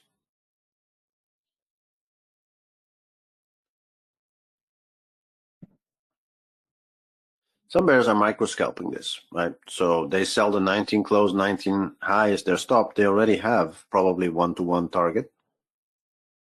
Exactly that low of 21 is a 1-to-1 target. They do it again. So they sell this 19 close or 946 again. And the second leg down is then the second time they get 1R They get 1 hour once, they get 1 hour twice. That's 2 hours on the same trade by selling it twice.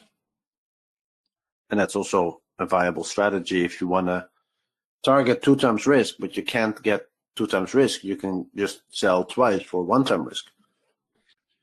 If you sold at the close of 16, because 16 bounced from the top third, where would you now scale in? 1 hour of bar 13, for instance. Below bar 19, sell signal bar. The close of 16, which didn't trigger a sell. The problem with the close of 16 is the overlap with 15 and 17. That decreases the chances that you're going to get a breakout. This is a trading range, but 15 to 17 by itself is also a trading range. So I can draw it by hand. So this little triangle here, that little square, is a tight trading range. So if you sell 16, you're selling at the low of a tight trading range. Better to wait for a bear bar that's hopefully small, follow through, and then sell that bear bar. That's what these bears did here. They saw this still as a trading range between here and here, and they see this as a failed breakout above that tight trading range. They sell above it. Better place to sell in the trading range, above things. They sell above it, and they're now hoping that we can get to the low of that tight trading range and get a measured move down. So here to here, you're at 857, and that's the one low. So that's not a bad sell strategy. If you see 16 and you see a huge bull bar in response to it, closing on its high, probably want to get out immediately. And if you don't, yeah, then the midpoint, right? You sell more at the high of 16, the midpoint of the bar is your break-even price. That's where you get out. But you have a risk of doing that. If you did that during 11, you have a risk that you're now scaled in and still losing, right? So your break-even price is 889. Your stop is where? Above 5? Probably going to get stopped out. That's the problem with that strategy. So then if you sell below 11, you see 12, you're thinking, nah, that's not the response that I wanted. You see 13, just exit immediately. Why wait for more information? 13 is proving you that the bears are not selling enough.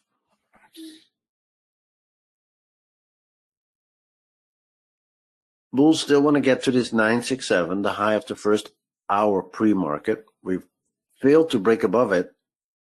Market tries to get back to it so that the bulls that are buying the potential breakout are break even and profitable in their later entries. But the same counts for the one low here. Some bears sold, hoping for a measured move down. They're selling more at the top, and chances are that somewhere in this range we're going to get back. We also broke below Thursday low. We broke below Friday low. Those are all magnets. So we might want to test the Friday low again before we come back to the Thursday low again and just hover in this range. But we're getting high in the range so far. This was a good selling opportunity, and it had follow through. So some bears sold, but a lot of bears saw that bears were only taking one-to-one target based on the signal bar. 967 is a target for the bulls, so could be that the bears are selling more here and that we get another sell attempt. I still would not want to be long so high in the range. And now that we're going higher in the range, I definitely don't want to be long.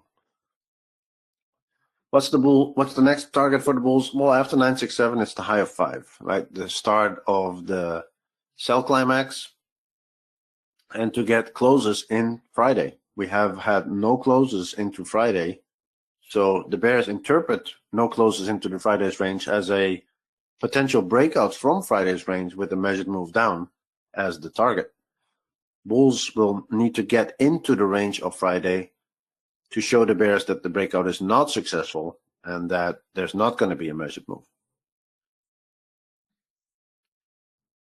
When are the bears going to sell? At the close of the hour? Sometimes it happens at the close of the hour. This is bar 22. Bar 24 will be the close of the hour. Bund just reached the 73. The 72 was the measured move.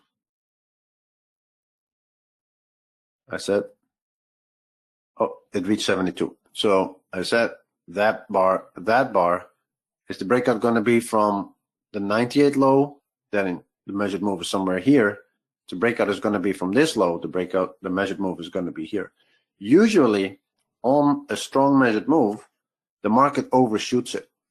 The market overshoots it because the bears are trying to find out if the breakout can be bigger. Maybe the breakout is to the low here and even further at 54.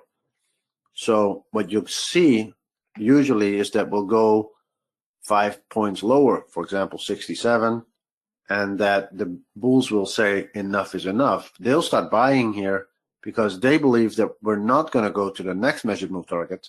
They use this as their stop, and they start scaling in, confident that we'll go back up to 80 and 93, for example. So they'll buy 5 points lower as a scalp, and they start buying more and more using the measured move that they believe is not going to be reached as a stop, because reaching that measured move will prove them wrong. That's why they have their stop there. So usually if there is a strong measured move, and the 72 is one, we're going to go below it and a little bit lower, and the bulls will see that as too far, and they'll see it as a price to buy and a discount. Let's look at FVSX. You can see that the FVSX is different here. It has gone above the sell climax high. It didn't go above the 4 high, but it reached the 3 close and the sell climax high. Bears here selling, but probably not going to get another breakout, probably just going to be a deep pullback, or at least a bear leg in what will be a trading range. FDAX reached the target 967. This is probably as high as it's going to be, unless the bulls can give it one more push to the 3 close, but I think this is an extra discount for the bears to sell. It's a second leg, or it's a second sell signal below 22. This is the first, that's the second. If this does not sell off, then a lot of bears will throw in the towel. At the moving average, second entry short, after bulls reaching target, the only target that the bulls have left is the close of 3 on the 15-minute chart. But I think we're so high in the sell zone that a second entry short should attract some selling. Alternatively, we're just going to go sideways in this tight trading range. So we had a tight trading range here. Now we have a tight trading range here. And we're just going to go sideways here at the moving average. The moving average is flat, so price is not moving all that much, but still higher chance of bears here than of bulls. Question: do you find trading range signal bars often tricky? Impulse moves often run off a bad signal bar, and good signal bars are often the end target of the move. Yeah, true. And usually the trick is to wait for something consecutive. So 12, is that a good entry bar from 11? No, so you don't sell. 6 is a good entry bar from 5, so you sell at 5, right? And once it comes there, it starts to sell off. 16 doesn't trigger and is not follow through, and 20 is good follow through for 19, so you sell not below 19 when it gets there. Reverse for the bulls. So buying above 1, well, no good follow through, so there's no buy above 1. 4, bad follow through on 3. That should be a good strong bull bar, something that looks like this. So nothing to buy after 7, nothing to buy after 10. 13 and 14, good follow through, so you can buy above 13. You place a limit order to buy above 13 after you see good follow through, and then 15 fills you. Look at it. It fills you by 2 ticks or something and then starts to reverse up. Gives you at least a scalp. And if you're holding, you're still in it because the 3 close is your target. So the fight is on between bears trying to sell here and the bulls from 13 trying to reach the 3 close. Problem for these bears is this micro channel. Micro channel on the 50-minute chart haven't gone below a prior bar. And 13 is the problem. 7 was not the problem. That was just bull scalp scaling in and exiting. But 13 was a problem. This was a credible sell. and it was greeted by a big bull bar 13. That increases the chances that we'll have to go all the way to the 3 close, 1-to-1, before we decide to go further up or have a double top lower high and then come back down again. Christian, how early this morning did you think we're in a trading range? Well, it's Monday morning and there's no geopolitical news, so I'm already assuming that we're in a trading range.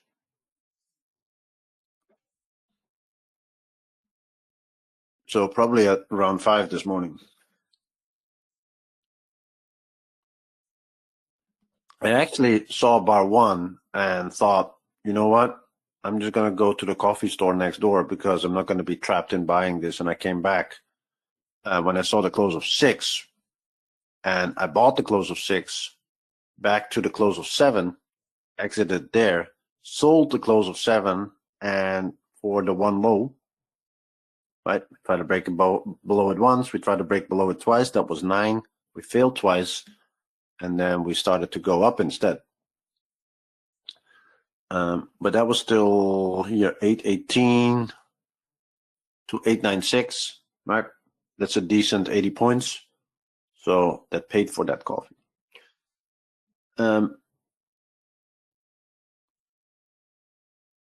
If you don't, then you see 2, 3, and 4, and then you should start being suspicious that the day might be a trading range. We have a gap down. So if you have a gap down and you know that we're going to open around here, the first thing I'll look at is where will measured moves be at. So the 105 low is the low of a range. And what is the measured move height? This high, that high, that high, that high. They're all candidates. Even the whole Friday range is a candidate. So if I know pre-market that we're trading around 880, and I know, right, because I see bar 12 and I see these bars right before the open around 900. So then I look at, okay, if we're trading around here and that is the low, what do I think will be the measured move? Well, the first candidate is from that high to that low, and that's there. So the 878, if it's a breakout from that high. If it's a breakout from that high, then the low will be a little lower, and that turned out to be exactly the measured move target. So the breakout was from 87 high to 105 from Friday down. We tried to escape it, and then we hit it anyway. So if I see a reversal up from a measured move, then I know it's a break. Then I know it's a trading range and not a trend, right? Because if it was a trend, we wouldn't have reached that measured move down. All right. Now, the bears are trying to get down to the 1 low and the 12 high. They did something important. What did the bears just do that is important? If you look at the 5-minute chart,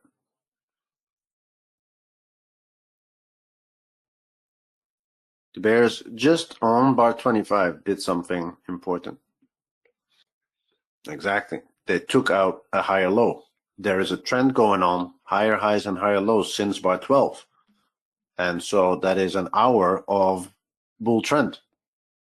You can look at it on the 5-minute chart. You can zoom in on a 2-minute chart. Doesn't matter. You can see higher highs and higher lows, and we just took out that higher low. So that mini bull trend is over. So it's now a trading range or a bear trend. We also reversed a ton of bull closes. The close of 15, the close of 17, 18, 21, and 24 are all reversed by a close that if we close 927 or lower, all of the bulls buying those closes are at a loss. Your bears from bar 16 are about to get break even on selling here and selling higher. And so the next target for these bears is the range of 11, 12, and the low of 1.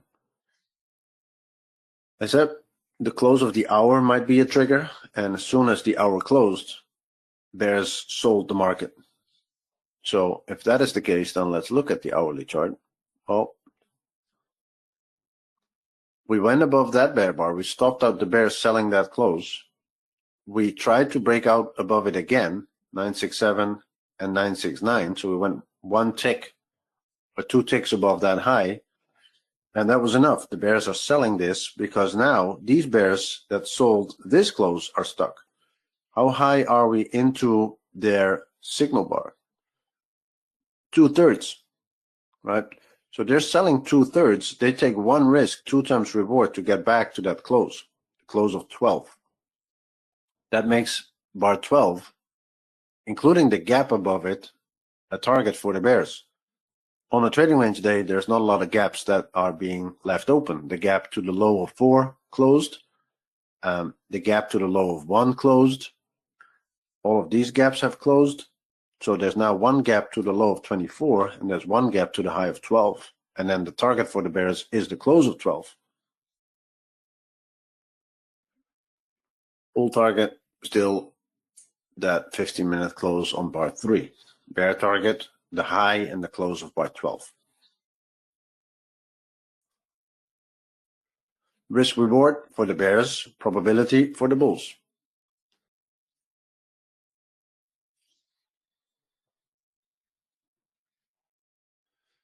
$25, it did not close bearish enough. So 26 needs to be an additional bear bar for more bears wanting to sell the 25 close. Obvious magnet above is, of course, 24,000. That will probably be a magnet all week. It has been a magnet for a long time now. So here, 24,000 on the hourly continuous chart. We went above it, we went below it, we went far below it, we went far above it. We're oscillating at that 24K since we reached it, right? On May 20, we started oscillating, and then we started oscillating more heavily, right? We started oscillating slowly, and then this big down went into a big up, and now it's becoming less volatile, but it's still everything above 24K is putting price down. Everything below 24,000 is dragging price up. Is this far enough below 24,000 for the bulls to start buying? Well, 200 points down is probably attractive for them. 200 points up, 24,200 is attractive for the bears to start selling. So the bulls are arguing, well, if we go 200 points above 24,000, then it's a sell. So if we go 200 points below 24,000, like this morning, 23,800, then it's a buy, and 24,000 for them on the hourly chart is the magnet. They'll hold and buy more lower. And you'll probably have a high chance of reaching it this week multiple times. Where is this waiting for? If it's a magnet, it's probably waiting for some announcement or some news. It could be the job numbers, it could be European Central Bank, it could be the tariffs, it could be anything. But the market is neutral at or around 24,000. 60-minute chart was a bull inside bar. So even if we go back to Friday's close and higher, 2460, 2480, probably going to find sellers going back to the high of this hour, 22. But we're stuck in this diamond pattern, right? Lower lows and higher highs. Traders scaling in on all sides and getting out break even. Nobody's hoping for a breakout. So if you're long up here and you're hoping for a measured move breakout, you're probably not going to get it. These bulls are scaling out and these bears are scaling in. And if we get a huge bear bar, the bears will buy, right? They will take profit there because they've been scaling in the top of the trading range. If we get another bear like 6, they'll buy that close instead of sell that close. And if you now get a huge bull bar, that would be a surprise. The bulls would probably wait for consecutive bull bars and then it could be a breakout. But the chances and the probability of that are very low. Chances are higher that we're just going to go in this range, and probably in an hour or 2, maybe 3, we might just get a new low of the day and then decide if that is going to be a reversal up or more down or more sideways when we get there. Usually if the market is quiet by this hour, it's going to take at least to 12:30, 12 Central European time until we get a more meaningful. So we could still come down, of course, but those would not be major moves in my opinion. Great job by the bears, 26. Follow through bear bar, but it went above 25. That's bad for the bears. If they had a sell, they would have had a continuation bear bar that did not go above 25. Some bears don't mind because they had a stop above 24. Some bears have a stop above the high of the day.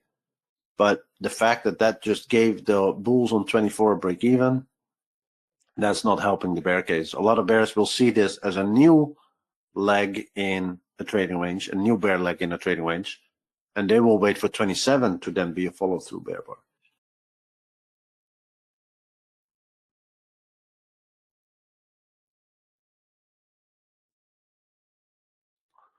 Is it all in short? Yeah, it's all in short right here. 1920 was briefly all in short. It never got always in long anymore. And now with 2 consecutive bear bars, one closing on its low, it is probably always in short right now. Can the bears get back to the 12 close or the 11 close? Next target would then, of course, be the 6th close. But if you sell the 6th close, first of all, bears that sold the 6th close didn't sell with their full position and put a stop above 4. They sold with a very small position. It's a bad sell overall, but if they sold it, they knew that they were going to scale in higher. Why are they selling with like 20% of their position? Because sometimes you get a full bear collapse and twice measured move the opening range, and that's hundreds and hundreds of points. So they sell 20% of their position size on the close of 6, not to miss a low probability sell climax. Their real sells are in the sell zone, right? And they know that they're going to probably, if they divide this whole thing into 3 sections, that if they sell the top third, that they're probably at least going to go down into the lower third, the high of 12 in this case. And so they sell 20% here, 60 and 20% there. And so their average position is much more here at the top of the range than it's at the low of the range. And that 20% is going to give them probably a third loss, but that 80% is going to give them a third profit. And so together they have a decent short.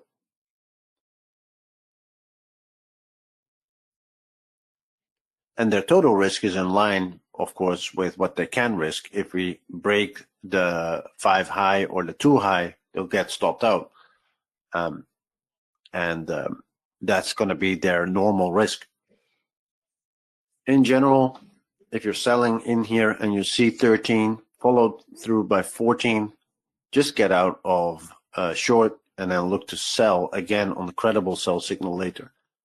Usually what you see is that your sell is going to be at around the same price as where you got out of your short. So if you see 13 and 14, then an hour later you can see that you're selling at almost the same price as where you got out of shorts. And that's okay.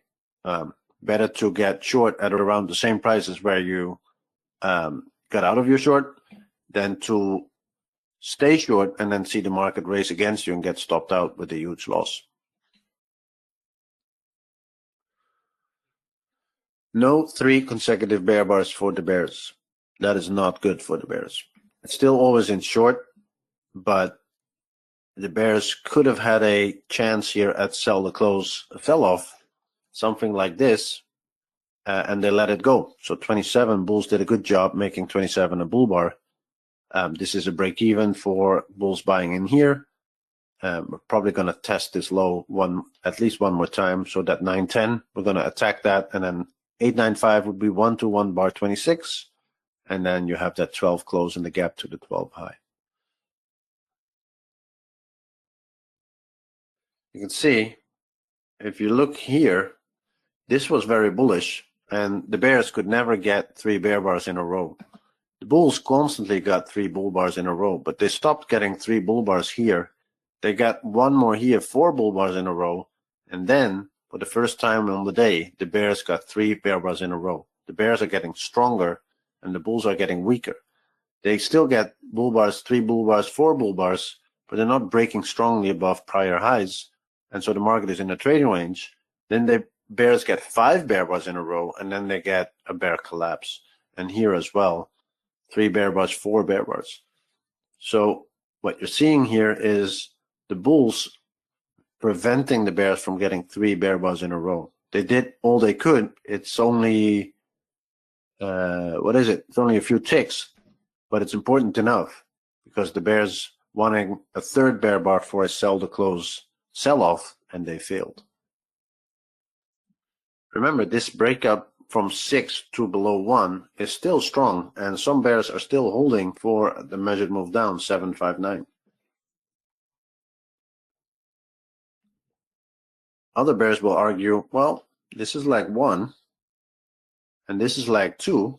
Leg 1 equals leg 2. You're right at the measured move, and they're not wrong either. They're just getting a fabulous 2-to-1 risk. So they take 1 time their risk, the high of 2. Their target is defined by the measured move target, so that is 759, right? That's already a defined target. And so they just engineer a trade by saying, if I put my stop above the high of the day and I take that measured move as my target, where do I need to sell? Well, this price or better, you need to sell for 1 risk, 2 reward. Other bears are saying, well, maybe not the measured move, but maybe the 6 close. And so they say, if I sell the stop above 2, the high of the day, and I sell this price, 954, then I have 2 reward, 1 risk, also known as the top third, right? And that's why the top third is a sell zone, because it gives you a profitable trader's equation. And then you see this weakness coming in, and you think, yep, I'm just going to do that. So they put a limit order sell 954, and they put a stop 2, they put a profit target 6, and then they just go and have a croissant, right? And that is many times a profitable strategy.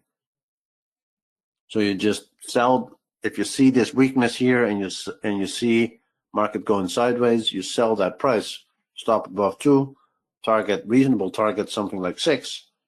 And no, you only need to be correct half the time to have a profitable trader's equation.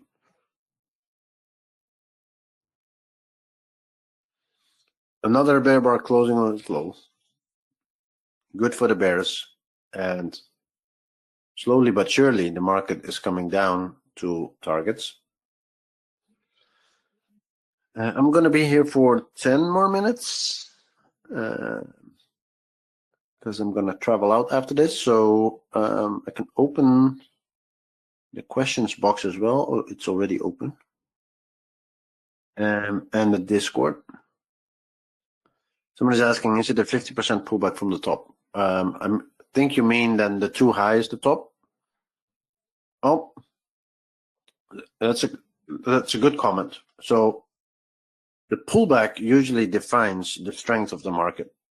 So if you get a sell-off from 980 to 800, right, 180 points down in 10 minutes, and your pullback is 20 points, right, and then we start to sell off again, that's an extremely strong bear trend, because if you get 180 points down and the bulls can only pull back 20 points before the bears are starting to sell again, those bears are eager to sell, and those bulls cannot get anything done.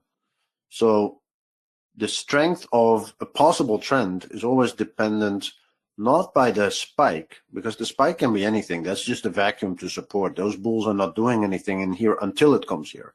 So the spike is not so important. How big the spike is doesn't matter that much. The pullbacks are important.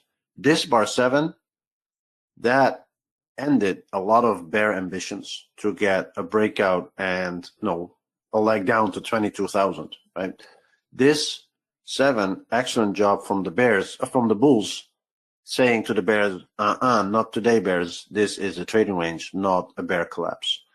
If this was a very small bull bar and it didn't even go to the 1 low, and then we would have another low, then the bulls could not even reverse the market back into the range of the first 15-minute bar.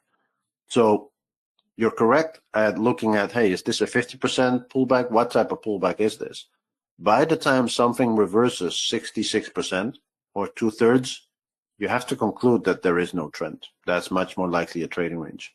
And actually, if something pulls back 2/3, it increases the chances that it's going to pull back 100% as well. So the too high becomes an extra target for the bulls. We had that, let me see what I can do here. We had that on the, let me stop sharing my screen for just a sec. Am I just talking while I'm on mute? Sorry, guys. I don't know how much you missed. Let's see. Okay. I wasn't even sharing the screen, right? Okay. So let's get back to here first. I don't know what I have to repeat. So the question was, is it a 50% pullback from the top? And I said, yes, the pullback percentage is actually an important part of judging the strength of a trend, right? So you have a bear collapse, and then do you have a big pullback or a small pullback? The collapse doesn't matter so much in size. It's the size of the pullback that matters. So when you look at the E-mini from Friday, you had the same. Yeah, instead of coming off mute, I paused my screen. So you see it here. You had a sell-off, and instead of 7 being a pullback, 50%, 33% small pullback, 50% small pullback, it turned into 100% pullback, and it actually broke out above 4. And it did the same thing here. Typical trading range day, by the way. But instead of a breakout and a measured move, the bear started selling here, and what seemed to be a small pullback never reversed, and it became a full collapse. So then you had a measured move down. Now you have what you think is a bear trend. Is this a strong pullback? Well, it's still tiny compared to the sell-off. So bears are hoping for a new breakout continuation and a huge bear trend. But then you get this. Is this a 50% pullback? Well, in the beginning it is, but this is way too strong. It's going to get a second leg. Starts to become a 67% pullback. And then bang, bang, bang, becomes a full 100% pullback. Right now on the DAX, the bulls are hoping that they can get this. A little bit of sideways at 67, 70%, and then suddenly a breakout, and then to 100% pullback, and basically taking out the most recent lower high. This on Friday was much more a bear channel and a collapse below a bear channel, reversal back up, than the start of a bear trend, but that's probably besides the point. Here you can see strong bull trend and tiny pullback. The pullback percentage-wise is very small, maybe just a third, right? 33% pullback. That increases gigantically the chances that you're going to get a second leg up that's going to be equal to the first size. And then here you can see this starts to be big pullbacks.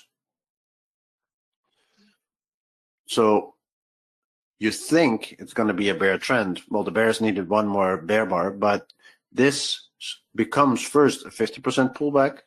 Can the bears resume the trend? 9, 10? No, they can't. 50% pullback, 70, 80% pullback. It's not a bear trend. It's a trading range. Hi, Tim. Do you know some volume on DAX futures compared with CFD? Because I'm interested in the majority of traders are looking to CFD chart or futures. CFD doesn't add any volume to the market because your CFD broker is, you're trading against your broker. Your broker doesn't put your orders into the market. They make up their own charts similar to the DAX, but in a CFD broker is not going to take your order and put it in the market. You can't see it in the order book. You're trading literally against the computer systems of your broker. So you're in a simulator in that sense. Now, if you're a CFD broker, what do? Well, if you're a CFD broker, 90% of your traders are losers, right? They're losing money.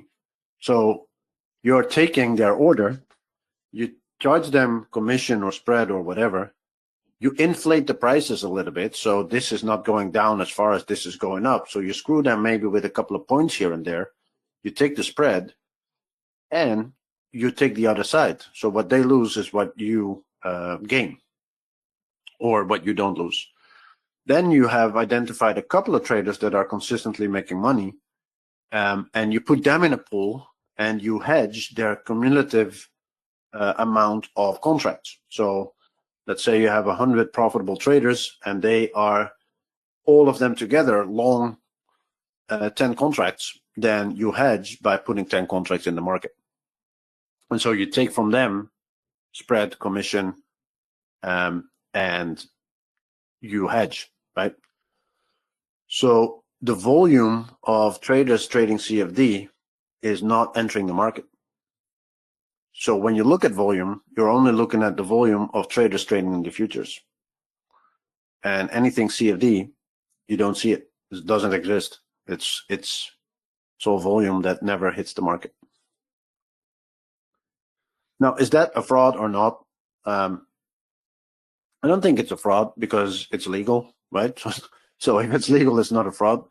But do you get defrauded? Some brokers do and some brokers don't. If you take the futures contract, this is the real market. This is the regulated exchange, and every contract here is traceable.